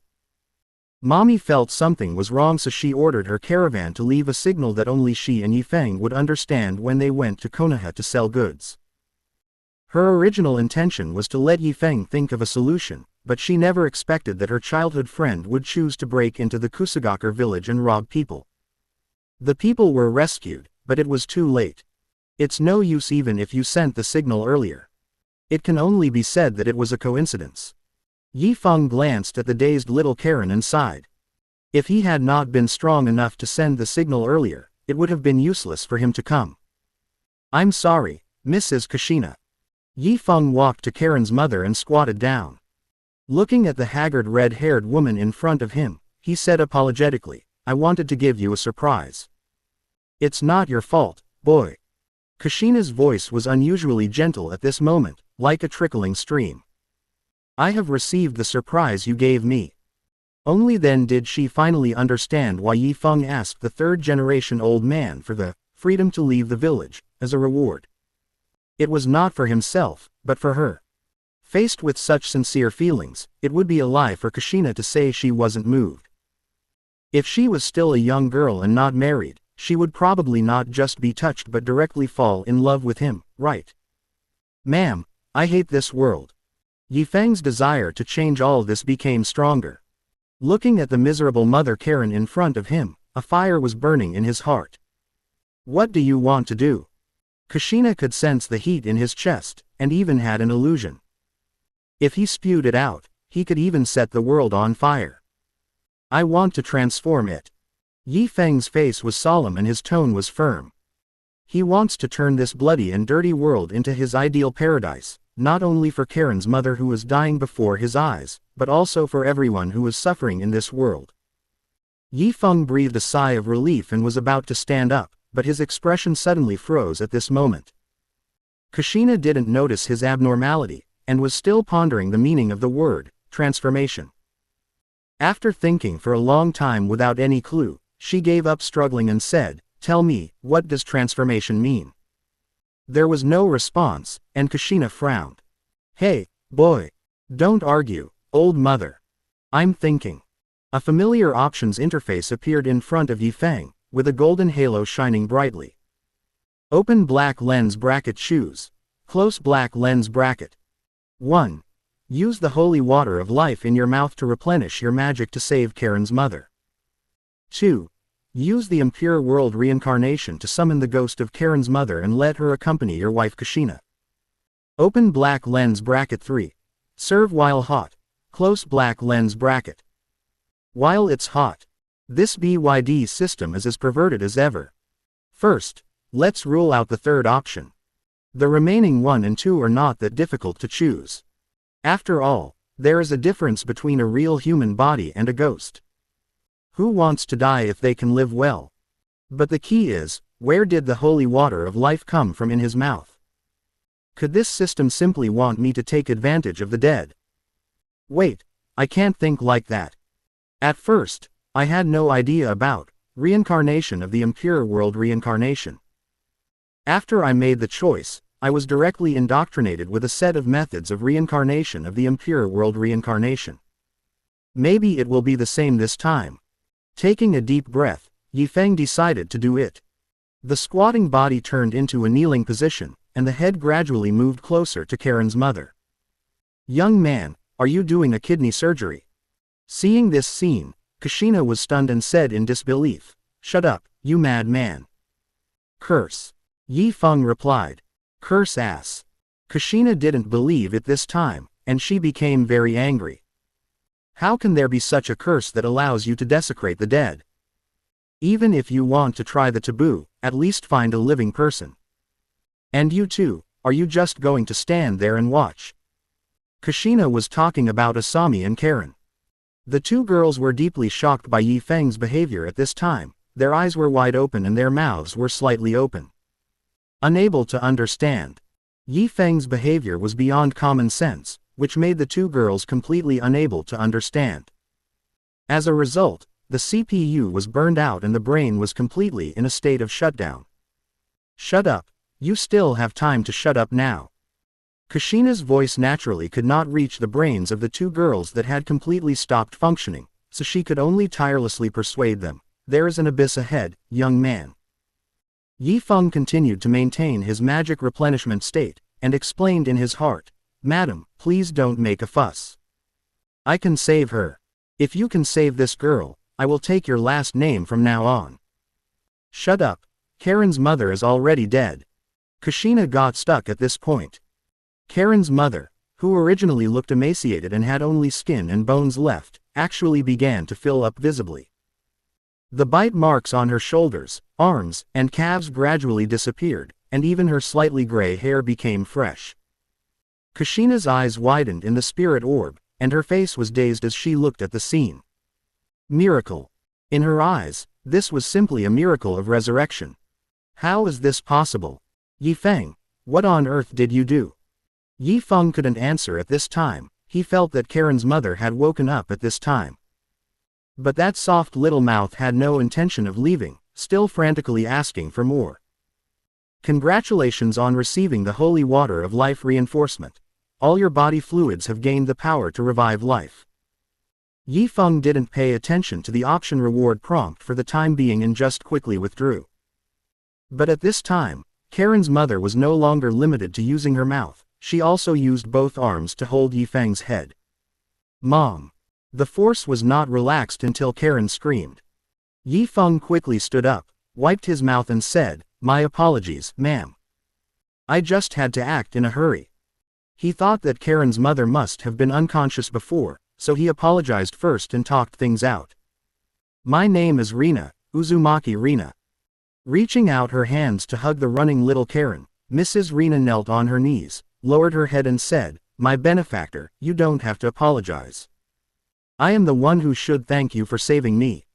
If you don't abandon me, Rina is willing to work like a cow or a horse to repay your kindness." The waves are surging and a small boat is floating on the sea. Yifeng stood at the bow, feeling the oncoming sea breeze, and felt refreshed. "In this situation, I really want to write poetry." Yifeng sighed in his heart. "Poetry." Kushina was stunned for a moment, and asked in surprise, "You can also compose poetry?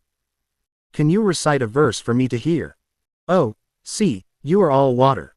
"Oh, Toad, you have 4 legs." Yifeng blurted out without hesitation. Kushina fell silent, and was silent for a moment.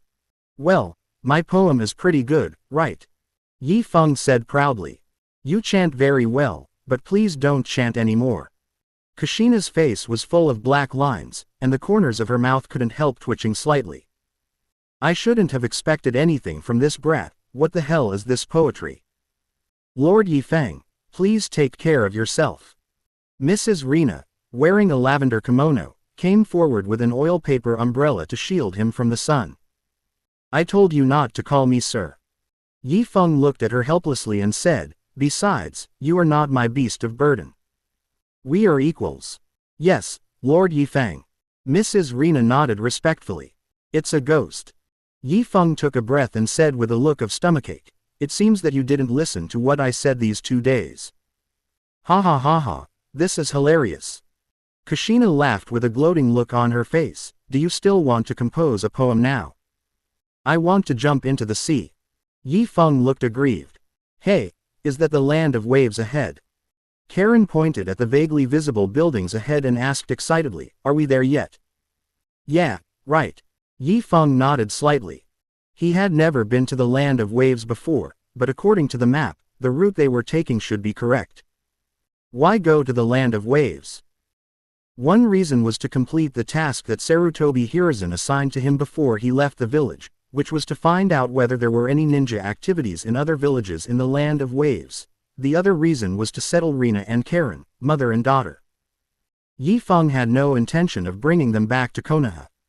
Given the level of filthiness among Konoha's high-ranking officials, bringing them back would be like walking out of a tiger's den and into a wolf's lair. The land of waves is pretty good. One of Yi Feng's most trusted people is now taking refuge in the land of waves.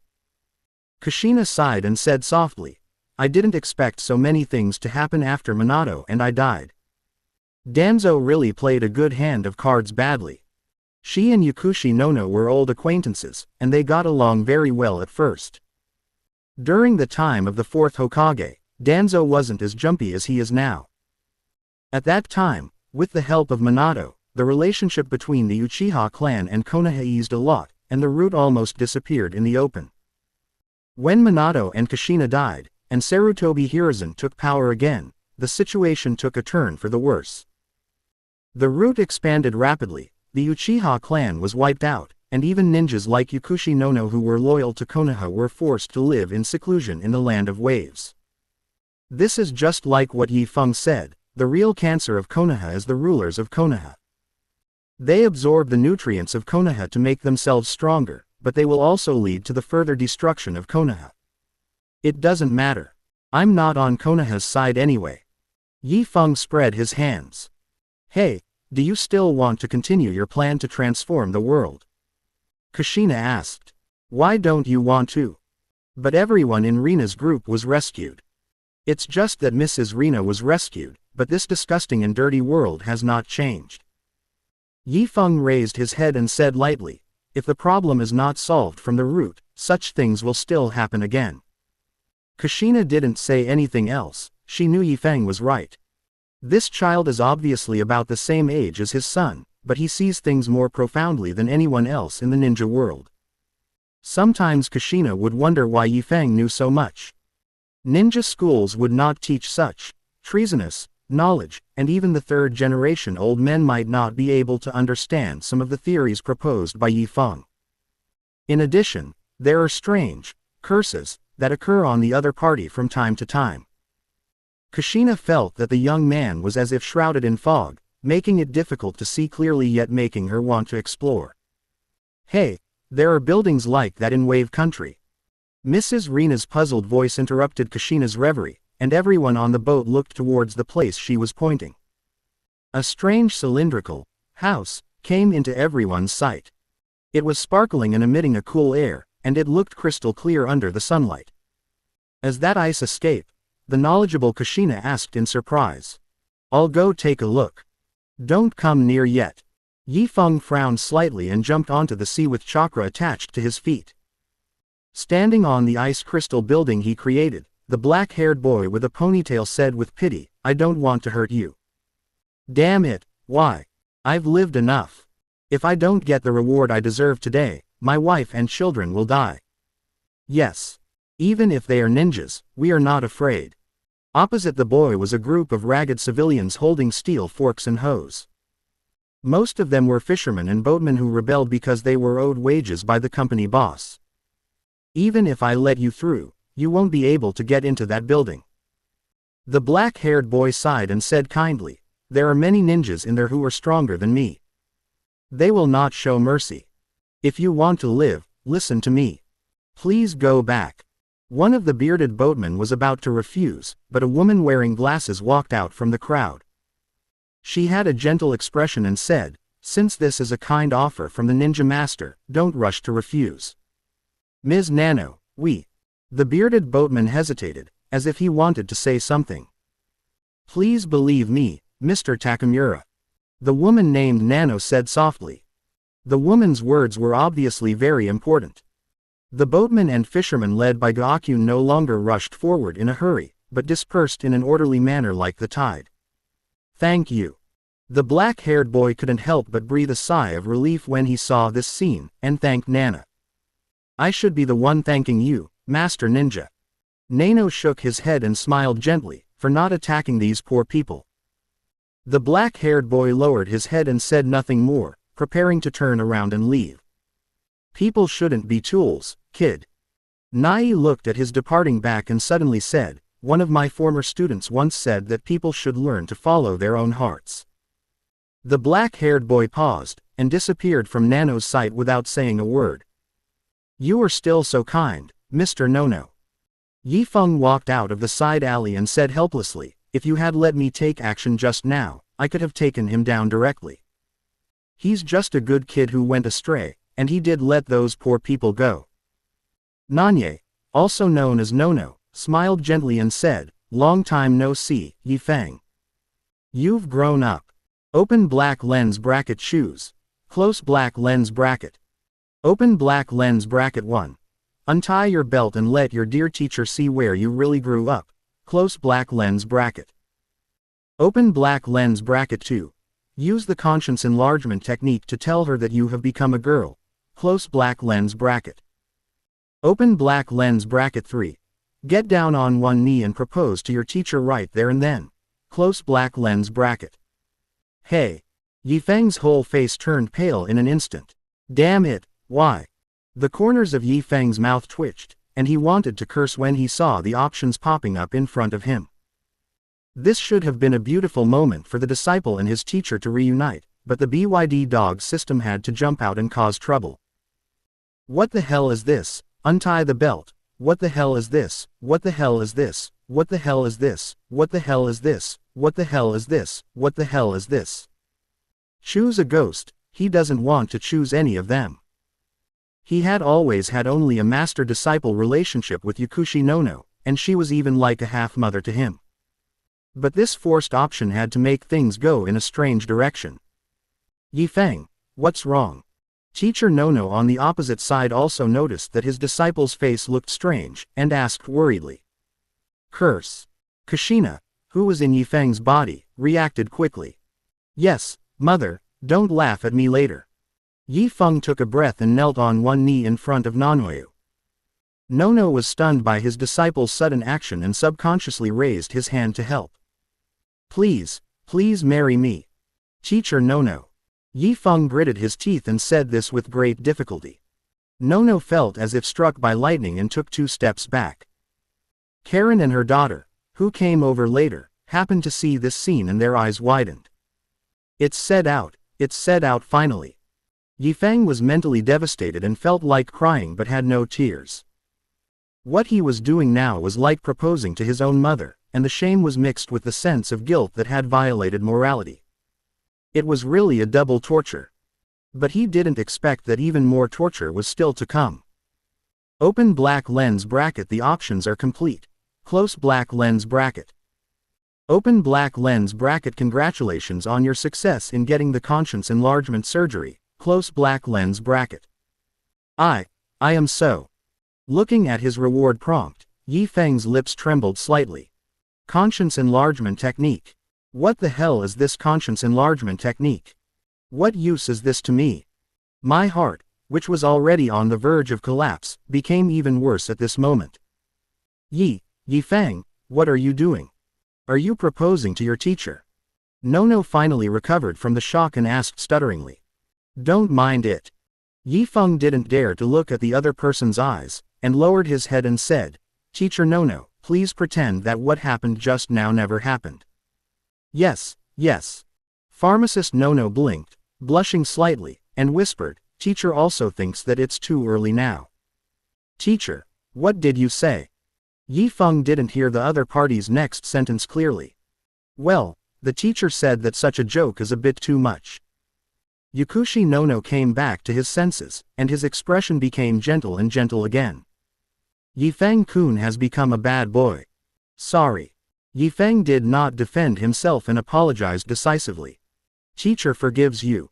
Nono raised his hand and touched Yifeng's head, and said softly, won't you introduce your two companions to me? I'm Uzumaki Rina, and this is my daughter Karen.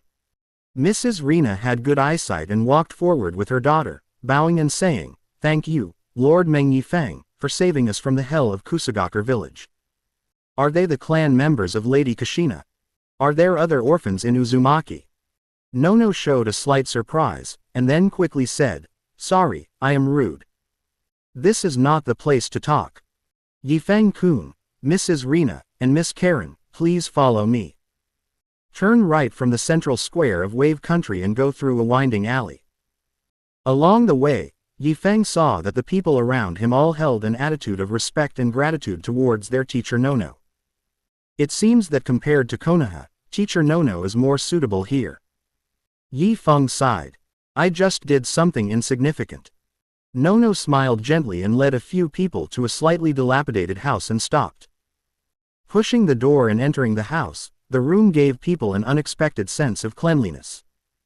Although all the furnishings and utensils are obviously old items, they are neatly arranged.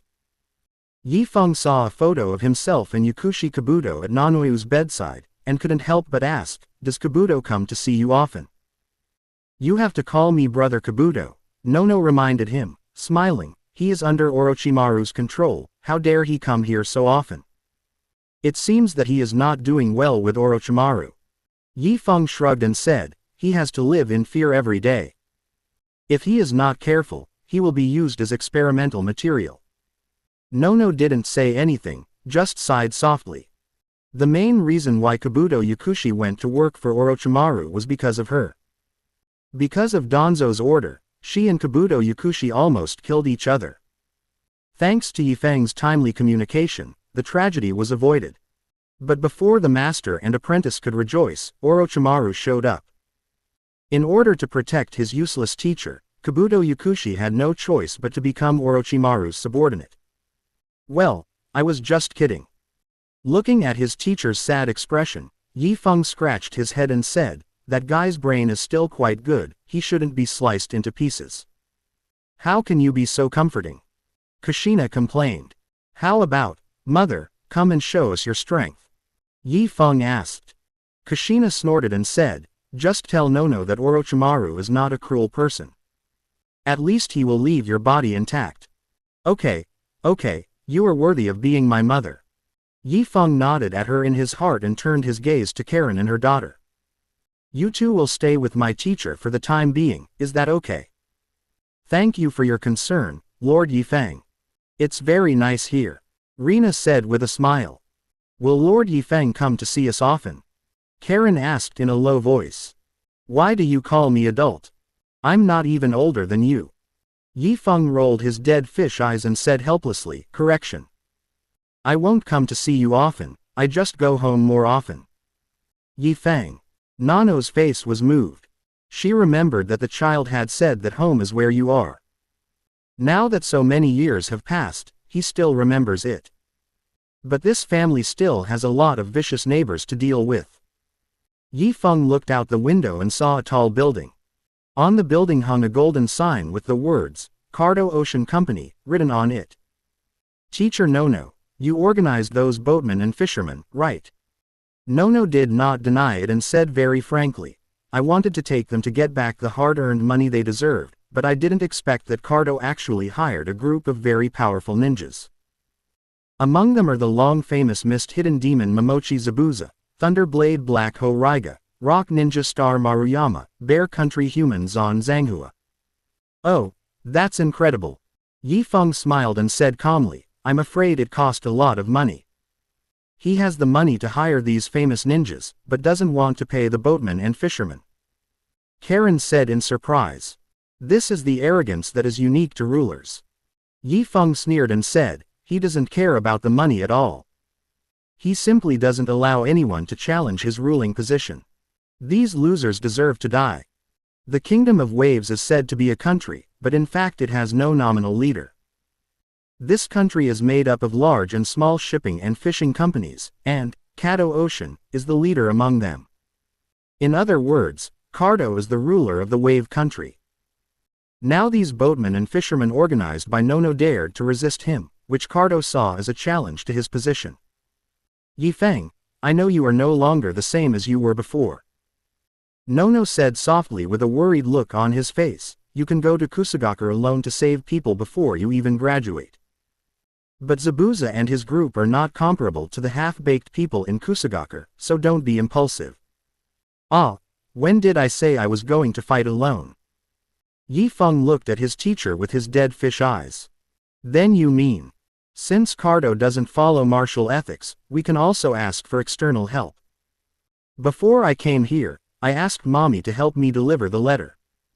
It should be almost time. Yifeng's mouth corners curled up, his expression confident. The waves are rolling and the tide is surging. Yifeng stood at the coastline and looked into the distance. The blue sea and the distant sky merged into a line. Who did you invite as external aid?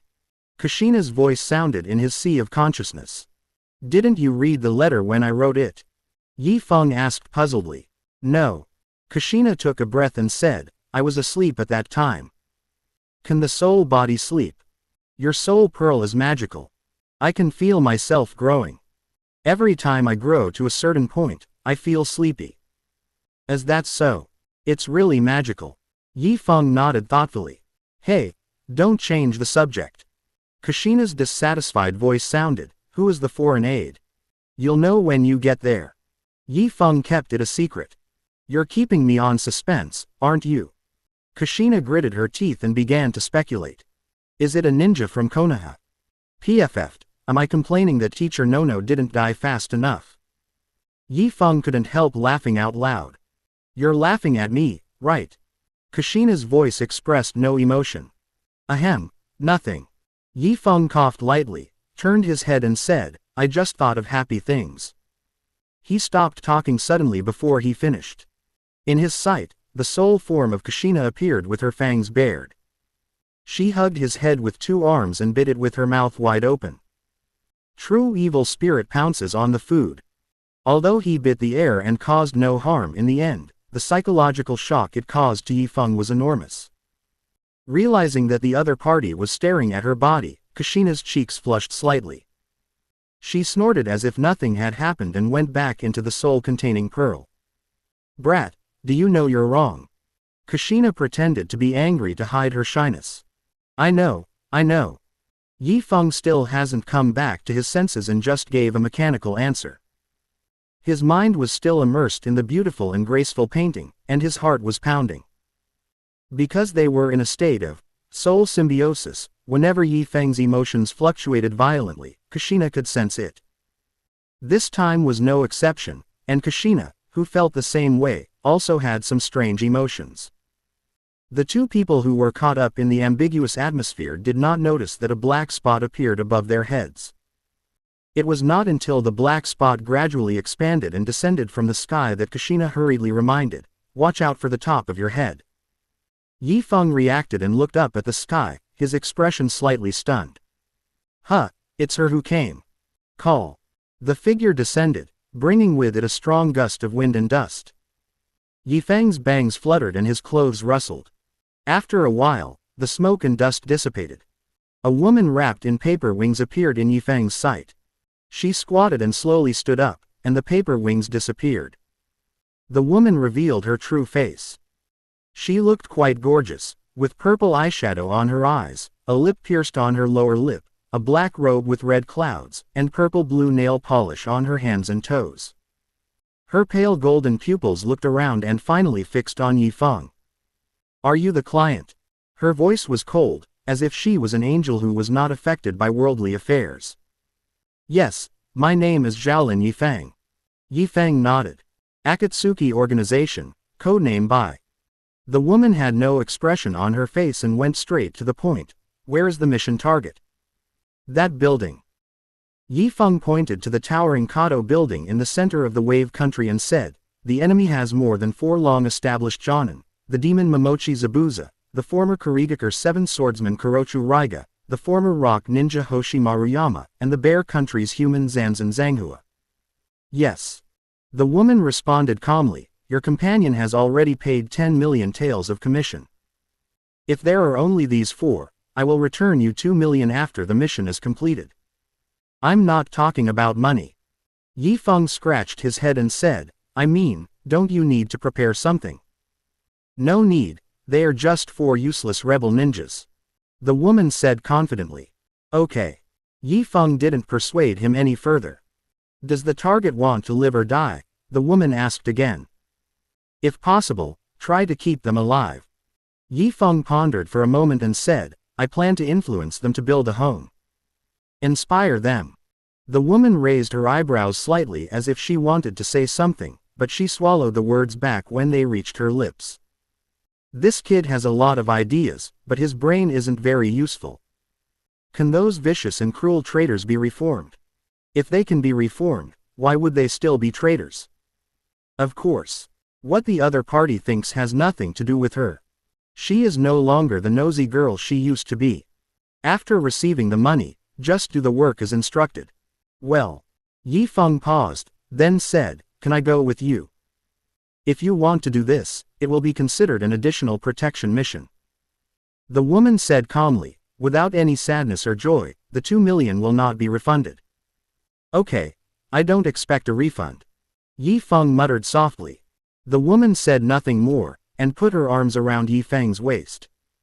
The paper wings behind her opened and she flew into the air. Wow, she really flew.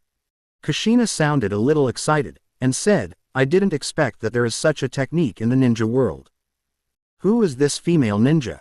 Where did you find such a talent? Hey, madam, don't you know her? Yi Feng asked puzzledly. Should I know? She is also Jiraiya's disciple, who was accepted in the Hidden Rain village. But I didn't expect that she would be the one to take on our mission this time. I thought it would be someone else in the Akatsuki organization. The disciple of that old pervert Jiraiya. Oh, yes. I remember now. Not long after Minato became Hokage, he mentioned this when he came to my house for dinner. But didn't he say they were dead? 1 died, and 2 are still alive. They are quite pitiful, then. Pathetic. Yi Feng was stunned for a moment, then said sarcastically, indeed. On the one hand, he has to accumulate wealth, and on the other hand, he has to collect the 9-tailed beasts. It's really pitiful. What? Kushina's eyes widened in the soul pearl, and she said in disbelief, collect the 9-tailed beasts. At this point, Yi Feng said very straightforwardly, by the way, the guy your husband suspected to be Uchiha Madara is also in their organization. How could this happen? Kushina was struck by lightning. Don't panic. Yi Feng remained calm and said calmly, the current situation is that we are in the dark and they are in the light. Besides, the infatuated man who is suspected to be Uchiha Madara also has a conflict with Jiraiya's 2 disciples. Suspected to be Uchiha Madara's infatuated lover. Kushina sensed something different from this title. It's hard to hide tears with such might, madam. Yi Feng sighed. Yi Feng-kun, would you please speak properly? Kushina said in a threatening tone. It's Obito. That Uchiha Madara is actually Obito. Kushina, who was in the spirit orb, was stunned on the spot. Cardo building. Nearly 100 wandering ninjas and samurai patrolled the various floors of the building, holding all kinds of weapons and with fierce faces. In the lobby of Cardo's office, several senior ninjas were lazily sitting on benches and sofas, looking at the 2 people, one tall and one short, in the corner with amusement. The tall one had his upper body wrapped in bandages, with only a pair of cold eyes showing on his face. The short boy had a handsome face and was wearing a gray-brown cloth robe. These 2 people were none other than Zabuza Momochi, the hidden mist demon, and Shiro, who was previously responsible for intercepting the boatmen and fishermen. At this moment, Zabuza was obviously very angry about what Bai did. He narrowed his eyes and said in a hoarse voice, so, you just came back in disgrace. The order I gave you was to kill those civilians, not to let a waste like you try to persuade them with nice words. I'm sorry, Master Zabuza. Bai lowered his head, looking apologetic. Ninjas are just tools. They don't need any feelings. Zabuza said coldly, if you don't feel like a tool to me, I will break you with my own hands. Bai did not refute, but just lowered his head and remained silent. How foolish, Zabuza. A frivolous voice suddenly sounded, and said lazily, your tool is obviously useless, but you still don't plan to throw it away. Looking closer, the person who was speaking had short black hair that reached his ears, thick eyebrows, and two forked blades that looked like lightning on his back. You don't need to meddle in my affairs, Raiga. Zabuza said coldly. Although they were both ninjas from the same village, their relationship was not actually very good. Soon after the fourth Hokage came to power, the Hidden Mist Village began implementing the Blood Mist Village policy. They have been fighting against each other since they were students in the ninja school. Even their childhood friends are not trustworthy, not to mention that Zabuza and Raiga have only met a few times. You can't say that. We are a team now. Heichu Lei grinned and said, what if your tools hinder us when we fight? Otherwise, let me help you clean up the mess personally. Raya, are you provoking me? Zabuza said in a cold voice, emitting murderous aura. Oh, did you figure it out? Heichu Lei was not at all intimidated, and said tit for tat, I have wanted to see the strength of you, the mist-hidden demon, for a long time. Dignified. The atmosphere in the entire hall suddenly became solemn. Just when the two men were about to fight, there was a loud bang and the wooden door suddenly broke into pieces. Shish. White paper spears rushed in like raindrops. Lei, who was near the door, was unable to dodge and was pierced through the waist and abdomen, and nailed to the wall behind him. The other senior ninjas were far away from the gate and had quick reactions, so they managed to dodge the paper spear's attack in a hurry. Pat, pat. Rhythmic footsteps were heard, and a woman wearing a black robe with red clouds and a small white flower on her head came into everyone's sight. Who are you? Zabuza held a long sword and narrowed his eyes. Akatsuki, Akatsuki. Maruyama, the former rock ninja star, was horrified and asked in disbelief, why are people from Akatsuki here? Akatsuki. Zan Zanghua from the Bear Country had a puzzled look on his face. A few years ago, the Iwagakure hired them to participate in the war against the Hidden Cloud Village. Maruyama swallowed his saliva and said intermittently, the Akatsuki organization only sent out 2 people at that time, and they wiped out the vanguard troops led by 10 senior ninjas from the Hidden Cloud Village. What? Zanghua's forehead was also covered with cold sweat at this time, and he stared with his eyes wide open and said, you wiped out the vanguard of the Cloud Ninja with just 2 people. Are you kidding me? That's it. I give up this employment contract. Maruyama shouted, turned around and was about to jump out of the window to escape. But just as he stood up, a paper spear pierced into his back and nailed him to the wall with a bang. I will never kill you again, sir. Bai said tremblingly as he watched this horrifying scene. Stop her. Zabuza gave the order without any hesitation. He himself flew backwards with one hand raised. Kurigakure no Jutsu. The entire hall was suddenly filled with mist. Xiaonan looked at the rising smoke, his expression still expressionless. Secret technique. 1,000 killings water flying. A crystal clear ice mirror stood up in front of Xiaonan, and the handsome boy with 1,000 guns in his hand rushed towards her. Xiaonan casually grabbed his wrist with one hand and said calmly, you attack the enemy without any killing intent. Do you think you are not dying fast enough? Bai opened his mouth and wanted to say something, but was knocked unconscious by Xiaonan with a knife. A cold light flashed behind him, and a long knife silently stabbed into Xiaonan's lower back. Got it. The attacker Zhang Hua was full of excitement, but his expression froze the next moment. In his sight, the woman's body suddenly split into 2 halves, turning into pieces of paper and disappearing on the spot. Zhang Hua's face was full of disbelief. What the hell was this magic? Puff. No one answered him, and a paper spear fell from the sky and pierced him into the ground. It's really surprising. Zabuza's voice rang out from all directions, saying, I didn't expect that there is a woman in the ninja world who is more terrifying than that crazy woman Mei Terumi. Call out. Xiaonan swung the paper spear in his hand and stabbed to the right. The paper spear pierced through the pillar, but obviously did not pierce anyone. The mist hiding technique is indeed a bit tricky for ninjas with poor perception. Even though Conan's strength is far superior to Zabuza, it would be difficult to catch him unless the mist disappears. Okay. Suddenly, Xiaonan felt a hand reaching out from the fog to grab her shoulder. She subconsciously attacked with her backhand, and the paper spear in her hand obviously pierced the entity, but at this moment a cloud of purple smoke exploded under her feet. Xiaonan stepped back and covered her mouth and nose, but it was too late. The purple smoke clearly contained a strong poison, and it made her feel a little weak instantly. He, it seems that what I gained from this trip to the Star Ninja Village is still useful. This is the voice of Kurochu Raiga, who is still able to move at this time. You'd better not move, or you will die faster.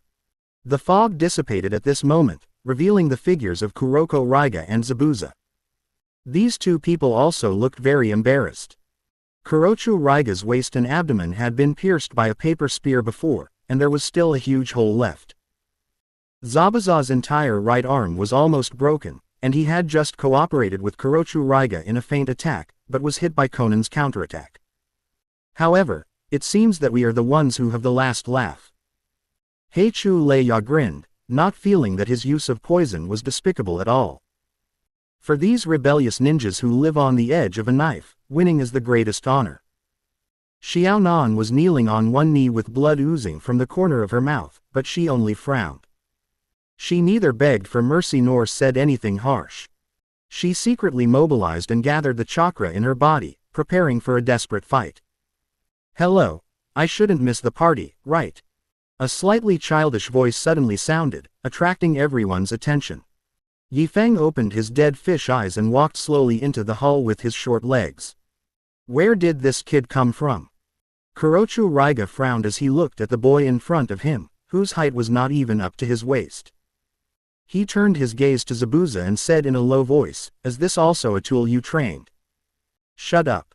Zabuza looked dissatisfied and said coldly, I don't have so much free time to open a kindergarten. Wow, it looks like it's an enemy. Heichu Lei-ya said sinisterly. As long as he identifies someone as an enemy, he doesn't care about their age or gender, he will just kill them. What are you doing here? Xiaonan stared at Yifeng, frowning and asked, didn't I remind you not to get close to here? I'm here to save you. Yifeng's young body stood beside her. No need, leave now. Xiaonan said in a cold tone. She wasn't worried about Yifeng's safety out of kindness, she was just sticking to principles. Yifeng is her employer, and she should ensure the safety of her employer after accepting the commission. She can die, but the golden signboard of the Akatsuki organization cannot be destroyed. Big sister. Yifeng sighed helplessly and said, you are now flipping over like a sunfish, and you are still stubborn. Your mouth is the toughest part of your body, right? This was not just a description, the girl's body was indeed very soft. He had felt it when she was holding him and flying in front of him, it was as soft as a sponge. You. Xiaonan was a little overwhelmed by the ridicule and spat out 2 mouthfuls of blood in anger. Don't get excited, your poison is quite powerful. Yifeng looked at the blood that the other party vomited and turned black, and quickly squatted down and prepared to cut his wrist to let the blood out. All his body fluids have now turned into holy water of life, with super healing ability, but the liquid secreted from other parts of the body is obviously not suitable, so it is naturally best to let Xiaonan drink blood. Something's wrong. Kushina's voice suddenly sounded. What do you mean? There are enemies hiding in the dark nearby. Yifeng half-crouched, his perception always alert to the 2 mist-hidden ninja rebels opposite him, to prevent them from launching a sneak attack. No, it seems like the curse hasn't taken effect on you yet. Kushina asked in confusion. When the damn curse strikes, can't you think of something positive? Yifeng's mouth twitched. Are you mean to me? No, just complaining. Alas. After all, I'm just a poor woman who was killed by his disciples. I'm not as good as your elder sister Xiaonan. Kushina pretended to wipe her tears in the spirit pearl. Are you jealous? Yifeng was speechless. But it's really strange. Kushina raised her eyebrows and said in a puzzled tone, your curse will pop up every time you meet a beautiful big sister, and there is no reason for you to let this Conan big sister go. Silence. The atmosphere fell into an eerie silence at this moment. After a long while without a response, Kushina asked curiously, why aren't you talking? Madam, you were born in the year of the crow, right? Yi Feng's lips trembled slightly, and his expression looked a little broken. In front of him, a familiar golden interface unfolded. Open black lens bracket choose. Close black lens bracket. 1. Kiss stealing assassin. While Xiaonan is unable to move, go up and take away her first kiss. 2. This is the taste of love. Use magic to heal Black Holea's injuries. I believe you will also receive love and gratitude. 3. Kill her while she's sick. Backstab Xiaonan on the spot, letting her experience the dangers of the world before she dies. What the hell? The first option is ridiculous enough. The second and third options are even more ridiculous.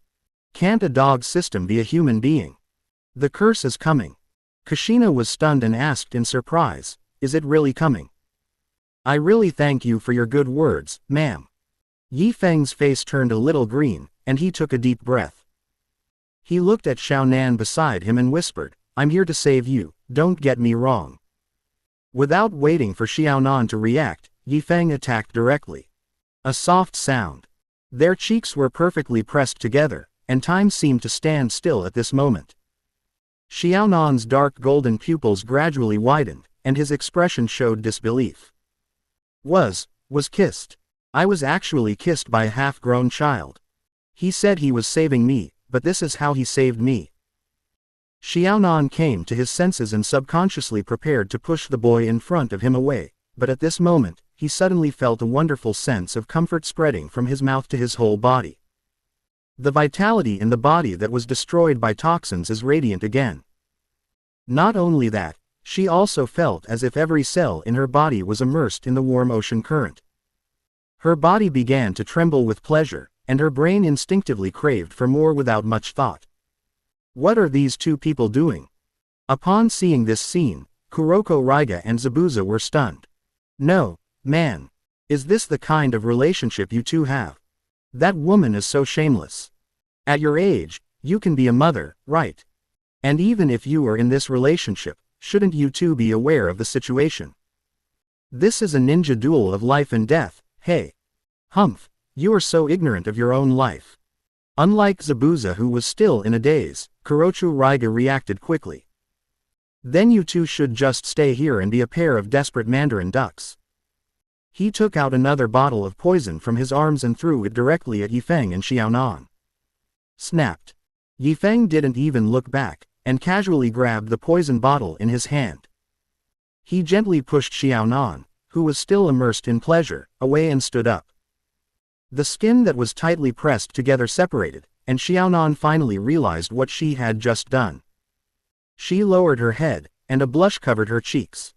Open black lens bracket. Congratulations on obtaining the memory transmission technique. Close black lens bracket. Memory transmission. Yi Feng was stunned, his expression surprised. This is a good thing. It can convey the memory images in your mind to the person you want. It was worth it for him to be a pervert. And many more. Could it be that I have become accustomed to doing perverted things? Damn it, no. Gnashing his teeth inwardly, Yi Feng stared at the poison bottle in front of him calmly and said calmly, is this your secret weapon? I wonder what's inside it. Want to know? Heichu Lei Ya's face had turned pale due to excessive blood loss, but he still sneered and said, you can try it yourself. I don't mind. That's a good suggestion.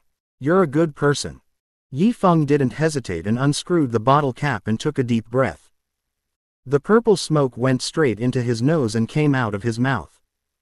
This epic performance stunned everyone present, and they looked at Yi Feng as if he was a monster. I suddenly realized that I'm not a pharmacist and can't analyze it at all. Yi Feng threw the empty bottle aside and shrugged, but the smell is not that pungent, it's quite fragrant. How is it possible that you are okay? Heichu Lei Ya looked at the young man in front of him who was still flushed with joy, and he was almost doubting his life. Yeah, but unfortunately you'll be in trouble soon. Yi Feng took a stance and whispered, Mr. Heichu Lei Ya, do you still remember the 8 Gates ninjutsu? What? Heichu Lei Ya's eyes widened and his body began to tremble unconsciously. You guy, could it be that? Swish. The young man in front of him rushed towards him like a stream of light, and Heichu instinctively raised his thunder knife to block it in front of his chest. Click. Yi Feng kicked him on the inside of his thigh without hesitation, and the powerful force directly broke Heichu bones. He collapsed to the ground and shouted angrily, "This is not the 8 gates of Dunjia at all." "Indeed, but I didn't say I would." Yi Feng blinked at him and turned his gaze to Zabuza, who had lost one arm. "Friend, do you still want to resist?" Zabuza's forehead was covered in cold sweat. He finally understood that the kid in front of him was no simple character. Even if there were suspicions of fraud and sneak attack, the fact that Leia was eliminated so easily was beyond his ability to resist in his current low health state.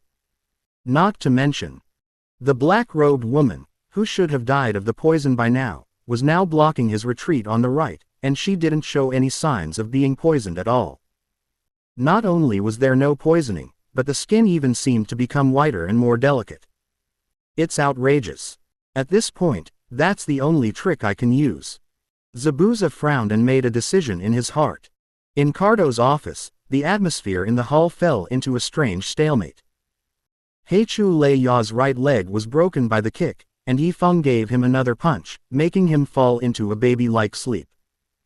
Among the remaining senior ninjas, only Zabuza was still looking for the opportunity to complete his final move. Yifeng and Xiaonan blocked his retreat on the left and right, waiting for his performance. That's right, now it's just a game. Yifeng is looking forward to seeing what Zabuza can come up with under such circumstances. As for going off the rails, that's impossible. Zabuza is not Naruto. Can he still shout, friendship, and bond, to unleash the 9 tails? Laugh to death. If this gets out of hand, let his best friends and relatives perform a handstand and have diarrhea on the spot. Yifeng had a playful expression on his face, and Xiaonan, who was sitting opposite him, wasn't in a hurry at this time. To be honest, this commissioned mission still made her, the Angel of Rain Village, feel very stiff. It should have been easy to get rid of these useless rebel ninjas, but she almost got into trouble. She really didn't expect that the other party would poison her, so it was her own fault. In the end, she was rescued by her own client, and the way she was rescued made Xiaonan's cheeks still feel burning. There is no way to blame the other party, the fact is that I was rescued. And she herself didn't feel any disgust, and even had a faint aftertaste. It must be because the other party is just a child. That shouldn't count with a child, right? Xiaonan muttered to himself, his eyes a little uncertain. Hey, how does your sister Xiaonan's mouth feel? Kushina's voice suddenly resounded in Yifeng's mind, with an inexplicable tone. It's quite smooth. No, what's the feeling? Yifeng started to play dumb, his eyes wandering. I don't feel anything, I just wanted to save people. That's all. That's very noble of you, Kushina sneered. Otherwise, my nickname in Konoha was Mr. Sincerity. Yifeng used his usual technique of changing the subject, but at this moment his wandering eyes met Xiaonan's wandering gaze. They were both stunned at the same time, and the next moment they felt guilty and looked away. Ahem. Yifeng coughed dryly to ease his embarrassment and said, let's stop fighting now and talk about other issues later. Fight. Kushina looked playful and pointedly said, I see you two are here for a blind date. PFF'd, Shang. Yifeng almost spit out a mouthful of salt soda from his mouth, and the corner of his mouth twitched as he said, Old mother, stop it, I'm still a child. It's so funny. Now you admit that you are a child. Kushina snorted coldly and said, don't call me mother from now on. Call sister. But, Naruto and I. To each his own, what's the problem? Yifeng really couldn't understand why he was suddenly asked to change his name. However, he didn't have time to think about this question for long, as Zabuza on the opposite side had already started to act. He bit the long knife in his hand with his mouth and suddenly stepped back. He grabbed the bald middle-aged man hiding under the desk with one hand and put the blade against his chin.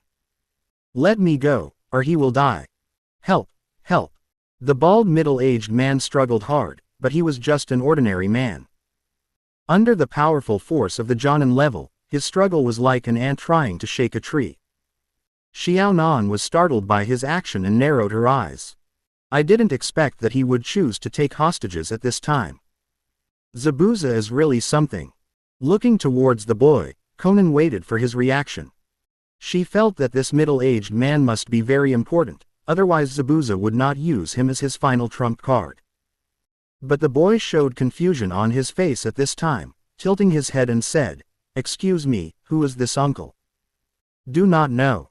Xiaonan was stunned, with a look of slight surprise on his face. "Asshole, stop playing dumb." Zabuza was a little upset by him, and gritted his teeth and said, "I know you are ninjas hired by the civilians, and you come to this guy to ask for your salary." "You're wrong. I'm actually the employer." Yi Feng muttered softly. "I never thought that a bunch of unarmed losers could hire people like you.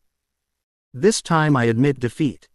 Zabuza took a breath and said coldly, "Let me go, I will return Kato to you." "What if I say no?" Yi Feng's dead fish eyes had disappeared at this time, and his gaze was deep. "Then your civilian employers won't get a penny." Zabuza's eyes were cold and his voice was low. "For ninjas like you, you don't want your mission to fail, right? So in your eyes, it was Kato who fed those civilians." Yi Feng sneered and said, "Hey, is this the famous ninja master? Is this what a ninja is?" "What do you mean?" Zabuza narrowed his eyes, very unhappy about being ridiculed. So much so that the strength in his hands began to increase, and blood oozed out of Kato's neck. "It hurts. Let me go, I can give you a lot of money." Kato cried out in pain, completely unlike the arrogant attitude he showed when facing the civilians of the Wave Country. Literal meaning. Yi Feng simply ignored Kato's pleas and said to Zabuza, "In my opinion, it is always the workers who support the bosses. The guy in your hand is just a beast that sucks blood from the workers. Please go ahead and kill him. I will even applaud you." Do you think I don't dare?" Zabuza's heart trembled and cold sweat oozed from his forehead. Xiaonan also looked thoughtful at this time. Workers support their bosses. She had never thought about this issue before, and it sounded quite novel at first. "Of course you dare." Yi Feng smiled gently and said softly, "Zabuza, the Kurigakure demon, how many souls have died under your sword since you became a ninja?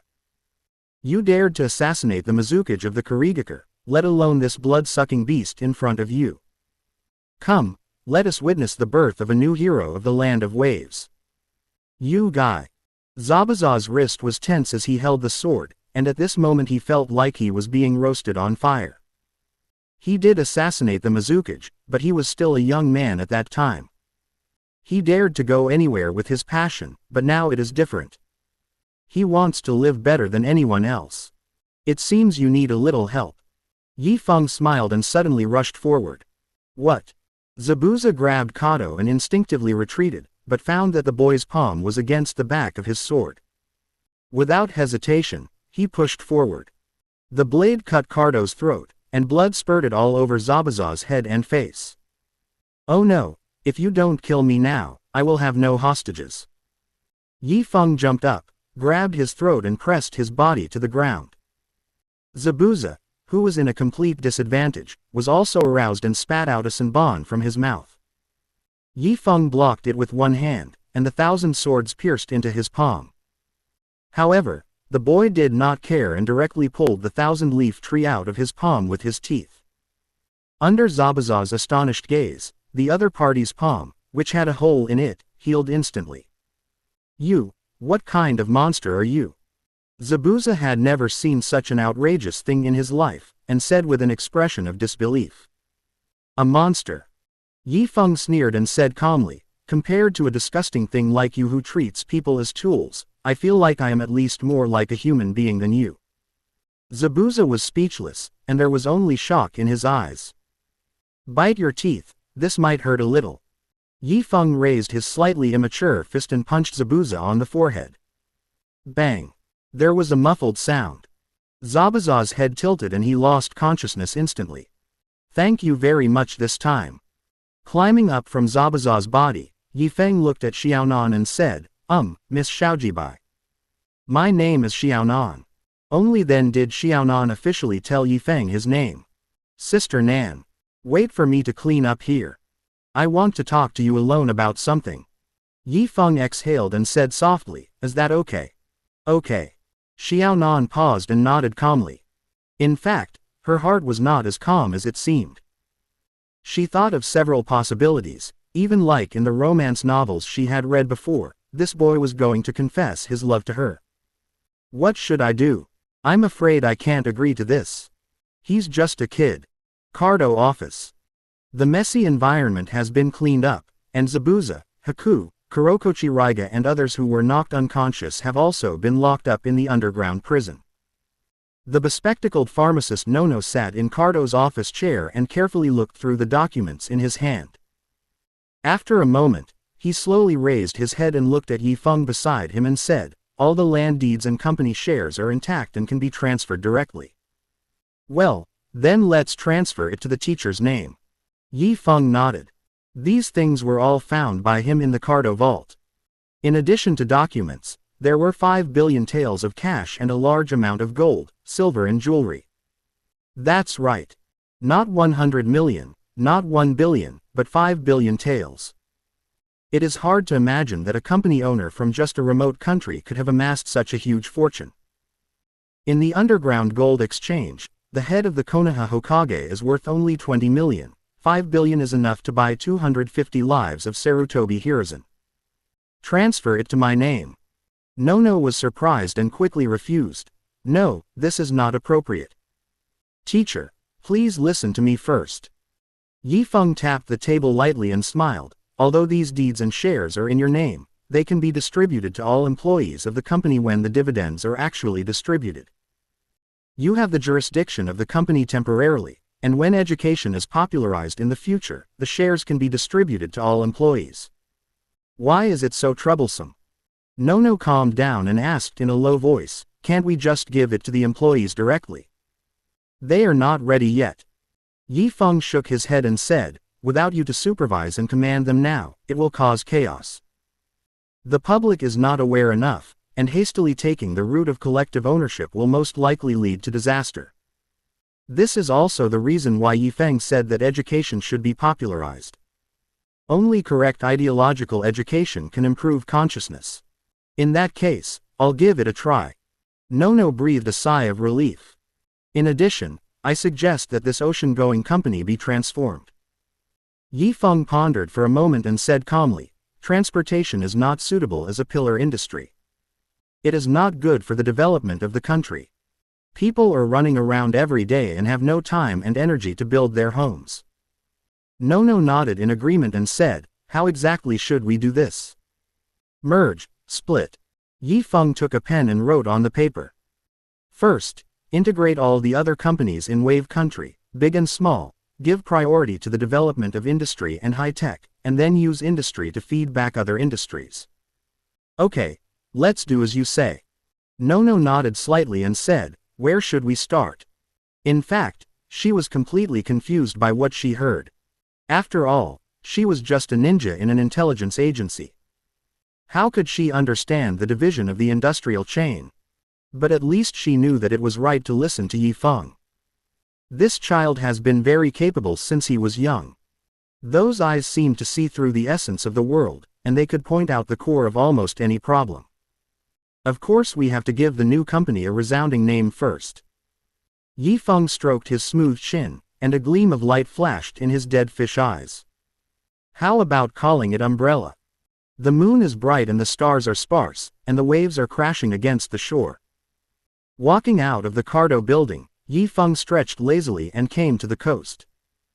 Xiaonan, dressed in a black robe with red clouds, followed behind him, looking at the young man in front of him with a strange sense of wonder. The other party did not avoid her when he was drawing up the Wave Country Development Plan with his teacher. Xiaonan saw the entire plan. That really shocked her. From industrialization, technological development to compulsory education. Although she didn't understand many of the technical terms, Xiaonan knew very well that if the plan pointed out by Yifeng was really completed, the future of the Wave Country would surely take off. It is surprising enough that a child who was only 10 years old has such insights and knowledge. More importantly, everything this child does is not for himself. With his ability and means, Xiaonan fully believed that the other party could turn this island country into his own independent kingdom. But he didn't. He made all the plans, and the ultimate beneficiaries were the civilians of Wave Country. This is what really shocked Xiaonan and even made him hard to understand. The night view of the seaside is really beautiful. Yi Feng turned around and asked with a smile, "Sister Nan, what do you think?" "Yeah." Xiaonan calmed down a little and nodded slightly. "Beautiful indeed. The numerous stars in the sky are like gems adorning the curtain of the night sky, and the crescent moon is shining, and the vast ocean seems to be covered with a layer of silver gauze. Come to think of it, how long has it been since she last saw the night view like this? It's not just because it rains all year round in Rain Village, but mainly because we no longer have the mood to enjoy the scenery. Since Yahiko's death, she and Nagato have been busy working on fusing the 10 tails. They say it's for world peace, but Conan is actually still unsure. Even if the fusion of the 10 tails is successful, can it really bring peace? Conan didn't know, and I'm afraid even Nagato didn't know. It was just for that former ideal that he embarked on this path. If Yahiko were still alive, would he be willing to see himself and Nagato as they are now? The answer to this question is most likely no. But do they have any other options besides this current path? Xiaonan thought that there was no such thing before, but now. He turned his gaze and looked at the young man not far away. If it were him, he should be able to help me solve the mystery in front of me, right? But how do I say it? If I tell him the truth, will it scare him? After all, any normal person would think the idea of fusing the 10 tails to force the entire ninja world to end war is insane. Sister Nan. Yi Feng spoke suddenly, interrupting Xiaonan's thoughts. Well, what's the matter? Xiaonan whispered. You look like you're worried about something. Yi Feng said. Xiaonan didn't say anything and fell into silence. She hadn't figured out how to explain it yet, and she would feel guilty if she really scared the other person. Sister Nan, remember I said I wanted to talk to you. Yi Feng looked straight into her eyes and said solemnly, I think now is a good opportunity. Yes, is it coming? Xiaonan swallowed secretly, and felt his heart beating very fast. But he pretended to be calm and nodded slightly. Well, go ahead. Well, before that. Yi Feng scratched his head and said with a wry smile, can you please give me your hand first? Give him your hand. Xiaonan gasped inwardly. Could he be proposing to her right away? Isn't this a bit too fast? Sure enough, I have to refuse. Even though he was thinking this, his hand reached out involuntarily. Ellipsis. At this moment, Xiaonan felt that he was hopeless. The young man grabbed her hand as expected, but at this time he whispered, relax next, don't resist. What?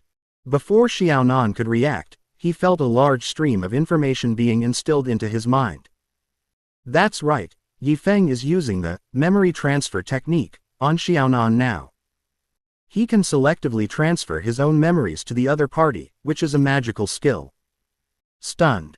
After receiving the information, Xiaonan's eyes widened and he said in disbelief, Magical girl Uchiha Madara. Hey, wake up. In a daze, Yi Feng heard someone calling him. He opened his sleepy eyes and saw a translucent red head popping out from the foot of his bed and appearing before his eyes. Yi Feng cried out in surprise and instantly came to his senses. Ha ha ha, your expression is so funny. Kushina pushed away the hair covering her face and smiled brightly. Yi Feng twitched his lips and said with a frown, if you scare others, they will be scared to death, sister. You're right, but I'm not human. Kushina said, winking at him. Ellipsis. Yi Feng really couldn't refute this. He stood up helplessly and put on his coat. Aren't you afraid of being seen like this? What does it matter? You are the only one left in this room. Kushina buried her body under the bed, still only showing her head, and said, your no teacher, Rina, and even Karen woke up earlier than you. Don't you think you should reflect on this? Forget it. Salted fish are not capable of reflection. Yi Feng walked into the bathroom and began to wash up. Your sister Nan has already left. She even ran over to take a look at you before leaving. Kushina reminded. Why didn't you call me at that time? Yi Feng asked puzzledly, biting the toothbrush in his mouth. I think I've been staring at your bed for a long time, probably just to admire your sleeping posture. Kushina raised her eyebrows and said in a playful tone, if I wake you up, wouldn't that ruin my happiness? What weird things are you talking about again? Yi Feng's voice came from the bathroom. Tisk tisk, young people are still too young. Kushina recalled the tearful look that Xiaonan had given Yi Feng when he was sleeping, and she couldn't help but smack her lips. Your sister Nan is quite something, too. She doesn't care about the age difference at all, does she? Yi Feng was wiping his face with a towel and didn't hear clearly.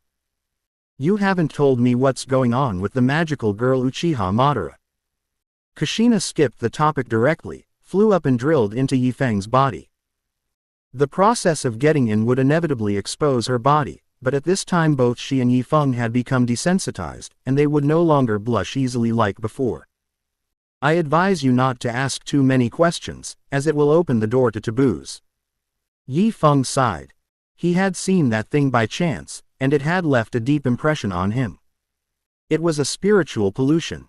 How funny. Would I be afraid of this? Kushina sneered confidently and said, come on, show me what's going on.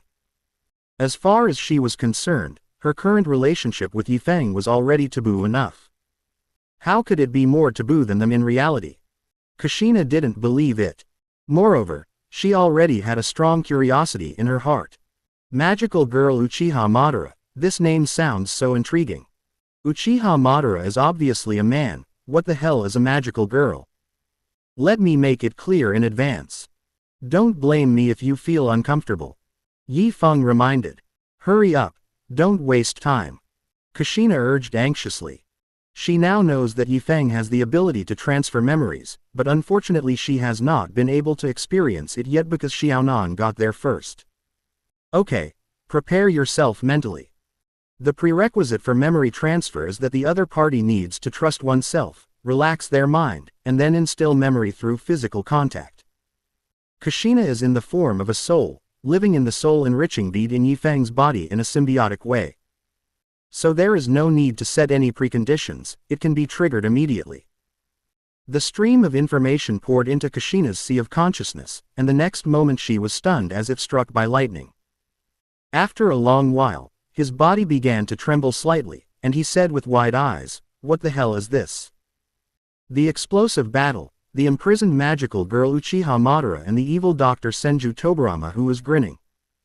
And the huge shadow that is waving his hands, Senju Hashirama who is known as the strongest monster. Kushina felt like her eyes were going blind and she wished she could lose her memory right on the spot. I said it was the forbidden door. Yi Feng spread his hands and walked out of the room. Who can understand your taboo? Kushina's mouth twitched wildly in the soul pearl, and she said angrily, what do you watch every day? Even the old pervert Jiraiya would be paralyzed when he saw you. I was young and ignorant. Yi Feng defended himself. No, I can't be the only one blind. Kushina suddenly said. Publicize it and benefit the entire ninja world. Hiss, ma'am, you are so vicious. Yi Feng opened his mouth and took a deep breath. At this moment, in the dark underground prison, Zabuza, who was lying on the thatched straw, woke up slowly and shook his head. Lord Zabuza, you're finally awake. A familiar voice sounded beside him. Bye. Zabuza looked in the direction of the voice and saw a handsome young man with disheveled hair. We're still alive. He had remembered everything that had happened before, and was just curious why he hadn't died yet. If you want to die, I can help you, Zabuza. A sinister voice came from the corner. It was at this time that Zabuza discovered that not only he and Haku, but also Raiga, Zanghua and Maruyama were still alive. The person who just spoke was Heichu Leiya. Once ninjas from the same village, now cellmates. Facing such a provocation, Zabuza certainly would not show weakness. He sneered and said, you want to try? You two should stop arguing and save your energy. Maruyama interrupted and whispered, we are all prisoners now, so we are in the same boat. HMPH. Heichu Leia snorted coldly, but did not refute. What's going on? Why can't I sense chakra? Zabuza checked his own condition and frowned. You just realized it, how stupid. Heichu Leia sneered and said, since you plan to capture us, how could you not use means of suppression? I've studied this before. This is a very advanced sealing spell. Maruyama sighed and said, the usual methods of removing the spell have no effect at all. What are they going to do? Zabuza asked in confusion. It's nothing, I just need your help with something.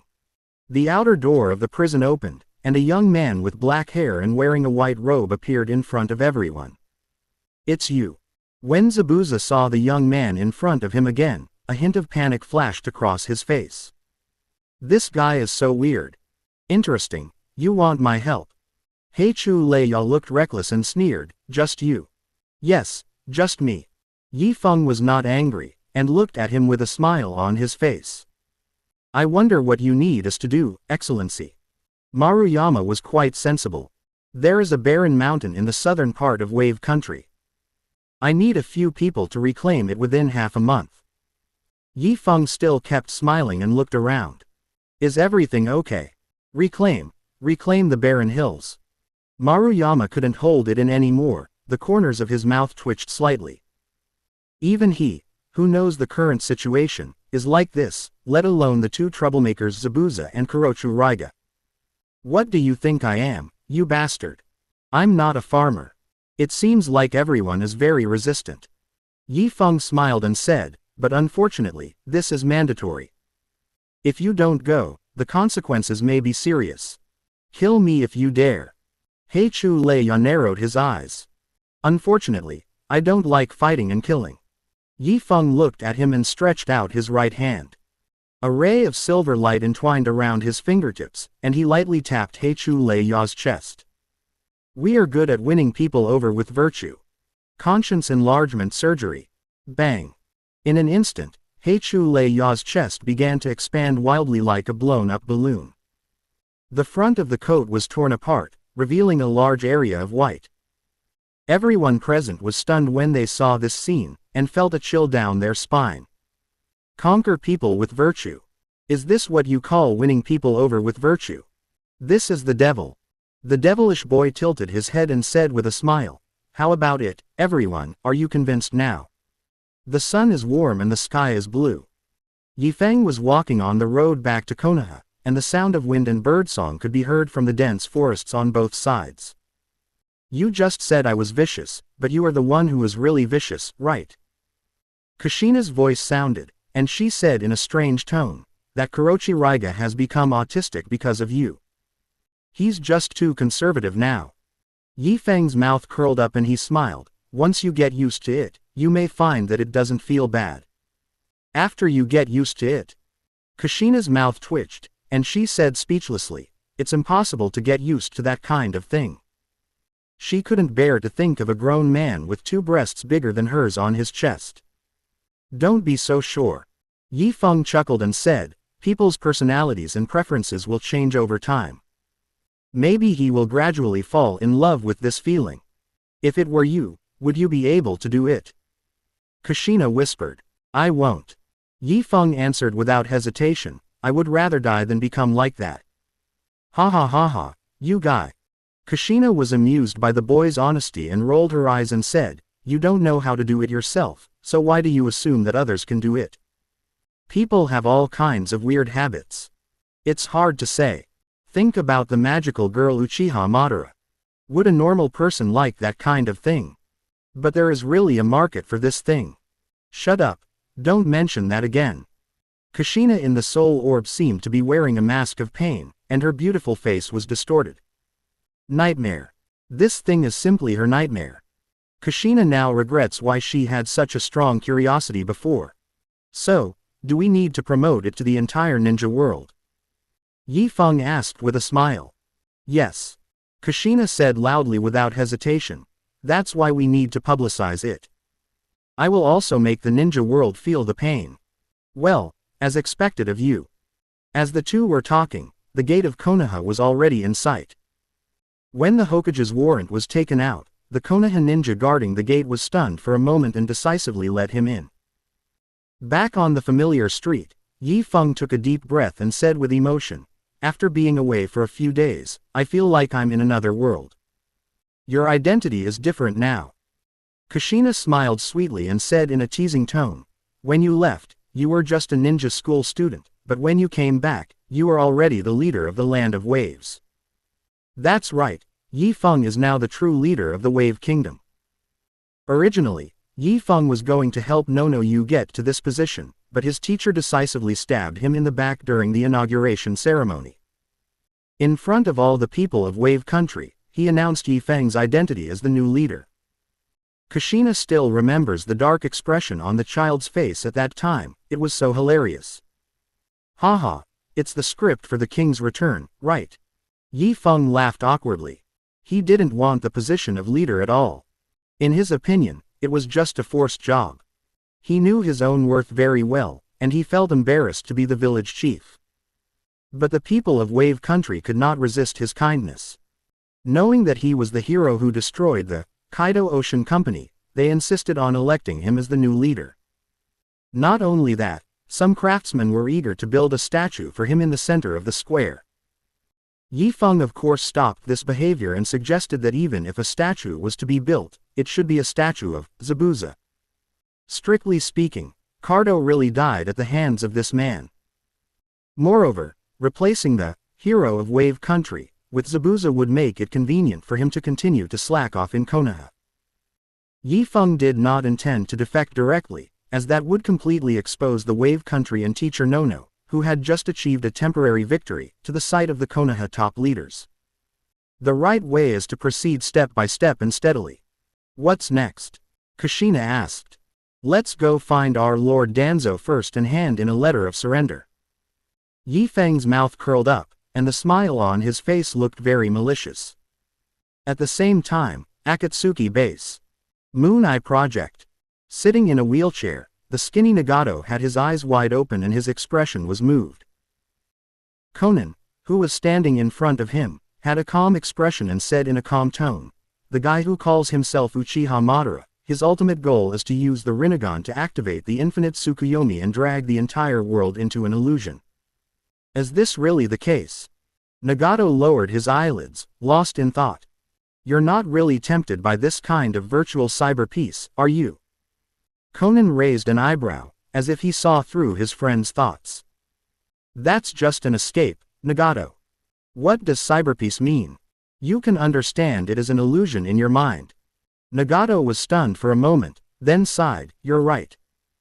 Moreover, this fake Uchiha Madara and his superior, the real Uchiha Madara, were all deceived by him." Conan spoke again. "Ah." Nagato raised his head in surprise. "The real purpose of the mastermind behind this is to use the infinite Tsukuyomi to unseal his mother."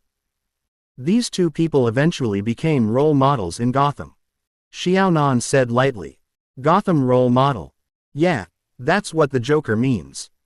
Nagato was silent for a moment, his mouth twitching slightly as he said, "Where did you learn these trendy words? And who told you these incredible information? As I recall, you just went to Wave Country to do a simple commissioned mission, right? What happened?" "The process was a bit tortuous. To put it simply, I found a younger brother in the Land of Waves." Conan did not hide anything and said it very bluntly. Nagato took a breath, his eyes widening. "You've got a younger brother." He thought he knew this good friend very well, and that he should have been as heartbroken as he was after Yahiko's death. But he never expected that he would be given such a big surprise. "Recognize your younger brother?" "Just kidding. Yes." Xiaonan nodded and said, "Although he is young, he is a very remarkable person." "Conan, are you serious?" Nagato asked in a low voice. "Apart from Yahiko, he doesn't think anything in this world is great, including himself. Although he calls himself a god, the god is pain, not him, Nagato. Of course. I even think he is the future of the ninja world, even though he himself doesn't think so." Conan said this with a firm look in his eyes. Nagato frowned, wondering if his friend was under an illusion. Otherwise, how could he be evaluated as the future of the ninja world? Even Yahiko didn't receive such treatment in the past. I know you won't believe me if I just tell you in words. Conan took out a document from her arms and handed it to Nagato, saying, "This is the gift he asked me to give to you." Gift. Nagato took the item, looking confused. Well, this is one of the gifts. Xiaonan nodded and said lightly, "Take a look first." Nagato opened the cover of the document and his expression froze for a moment. Open black lens bracket 5-year plan to transform the ninja world. Close black lens bracket. Transform the ninja world. This was a very novel term, and Nagato turned to the second page out of curiosity. Then, his mind was completely drawn into it. I read the entire book carefully, and it took me a long time to come back to my senses. How does it feel? Xiaonan asked in a low voice. I can probably understand why you would use the future of the ninja world to evaluate him. Nagato breathed a sigh of relief and said meaningfully, he is a genius, a true genius. Many people, including him, knew that the source of the ninja war was material scarcity, but no one had ever proposed liberating ninjas from the profession of ninja and letting them engage in labor that could truly develop productivity. This is truly a genius vision, and it is indeed a path to peace. If Yahiko were still alive, he would definitely be happy to meet such a person. He has already started doing this in Wave Country with the things above. Conan raised her head with a little pride and handed Nagato a small bottle filled with scarlet liquid. This is his second gift to you. What is this? Drink it and you'll experience a whole new world. So, you saw with your own eyes the defeat of Zabuza, the hero of Wave Country. Sarutobi Hiruzen tapped the table with one hand and asked in surprise. The man who did it was wearing a respirator and looked very old. Yes, Lord Hokage. Yi Feng said respectfully. How strange. Sarutobi Hiruzen pinched his chin with one hand, looking thoughtful. Through Yi Feng's description, he quickly identified who defeated Zabuza. With an old face and wearing a respirator, he defeated the Jonin-level Zabuza with just a few moves. Perhaps the only person in the entire ninja world who meets the requirements is Hanzo of the Salamander, who is known as the demigod. But, this is incomprehensible. As the leader of the Hidden Rain Village, he went to the Land of Waves to rob a transportation company. This old guy is bored at home, so he wants to go out and do some transportation, right? And Zabuza Momochi is quite outrageous.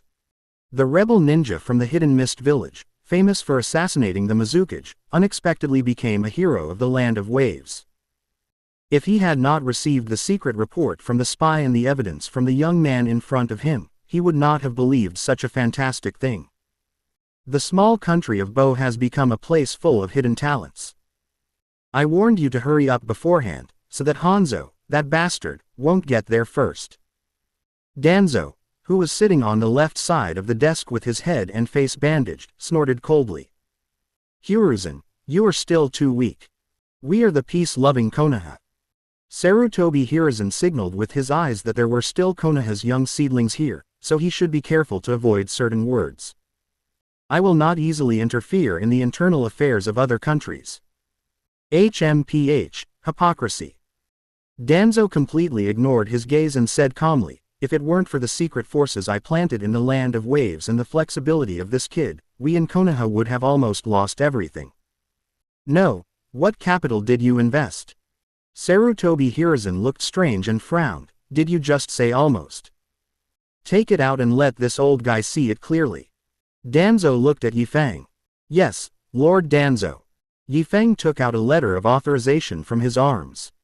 Sarutobi Hiruzen was stunned for a moment, then he took the letter of authorization and looked at it, then he said in astonishment, this is. Sorry, Hokage-sama. Yifeng looked apologetic and said respectfully, Ms. Wei Yu and I used Konoha's name to ask the Wave Country Umbrella Company for a long-term contract. They are willing to apply for a protection contract from us at a price of 40 million taels per year. This lady codenamed Grey Feather is the spy planted by Danzo in the Land of Waves, and is also Konoha's spy stationed in the Land of Waves. Coincidentally, She was also a disciple trained by Nono Yu since childhood, and the two had a very deep relationship. Ever since Nono Yu removed the mark of tongue eradication, for her, Ms. Wei Yu completely turned to their side. Danzo naturally didn't know about this, and he didn't even expect Nono to be alive. Seeing his old friend's shocked expression, he immediately smiled happily and said, "You don't have to apologize at all. This is good for our Konoha." Sarutobi Hiruzen said nothing and fell into silence. If it's good for Konoha, then it's definitely good. This commission does not even require Konoha to send ninjas to be stationed there, it only needs to provide timely rescue when the Umbrella Company encounters a crisis. Seriously speaking, it is equivalent to collecting protection fees while lying down. Considering the annual revenue of 40 million taels, the self-willed behavior of the young man and the spy, Gray Feather, can be completely ignored. But what Sarutobi Hiruzen cared about was not this, but the relationship between the boy in front of him and Danzo. This is outrageous. When did they become so familiar with each other? There's one more thing I forgot to tell you, Hiruzen. Danzo raised his head proudly and said calmly, "Shaolin Yifeng will be my root member from now on." What did you say? Sarutobi Hiruzen stared at Danzo, then turned his gaze to Yifeng, who lowered his head and said nothing. His brows were deeply furrowed, and his face gradually darkened. Danzo, he's still just a student of the ninja school. Humph, you and I would have already followed the second generation into the battlefield when we were his age.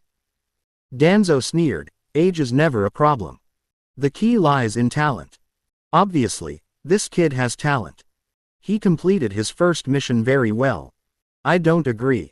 Sarutobi Hiruzen said firmly, Yifeng must complete his studies first. This is the bottom line. In his opinion, Yifeng must have been coerced, otherwise he would never have gotten close to someone like Danzo. This guy is such a bastard. Konoha has been recuperating for so many years, and finally a good seedling has appeared. How can it enter such a dark place like the roots? As the Hokage, he would never allow that. Hiruzen, you. Danzo was about to lose his temper, but he seemed to have thought of something, and finally snorted coldly and said, "Okay, then let's do as you say." After saying this, he shook his sleeves and stood up to leave. If Danzo forces you to do anything, come and tell me. Sarutobi Hiruzen felt that it was the time when he summoned Yifeng alone that made Danzo interested in him, and he couldn't help feeling a little guilty. It's okay, Hokage. Yifeng obviously anticipated his thoughts and comforted him softly, "Don't blame you, this is my own choice." Although he said this, Sarutobi Hiruzen still caught a glimpse of bitterness in his eyes. This made him even more certain that the young man in front of him was definitely being forced, and his inner dissatisfaction with Danzo became even stronger. "My old friend, you've crossed the line. The sun sets in the west, and the setting sun is brighter than blood." Yifeng walked out of the Hokage's office and turned to the training ground on the south side of Konoha.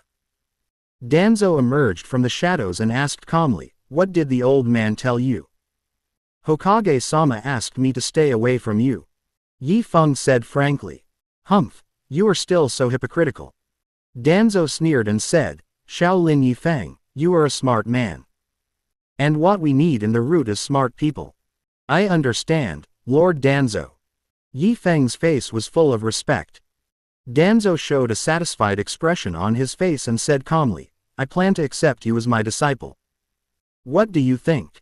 This was not a whim, but he really wanted to accept a disciple in order to surpass his old friend Sarutobi Hiruzen. That guy has 3 disciples who are all famous in the ninja world. This has made Danzo envious for a long time, but he has never found a suitable candidate. There are many qualified ninjas in the root, but none of them can reach the level of 3 ninjas. The appearance of the young man in front of him gave him hope. He defeated the Chunin Mizuki before graduating from the ninja school, and his brain is also flexible enough. Such talent is definitely the best choice, and is not much inferior to the original 3 ninjas.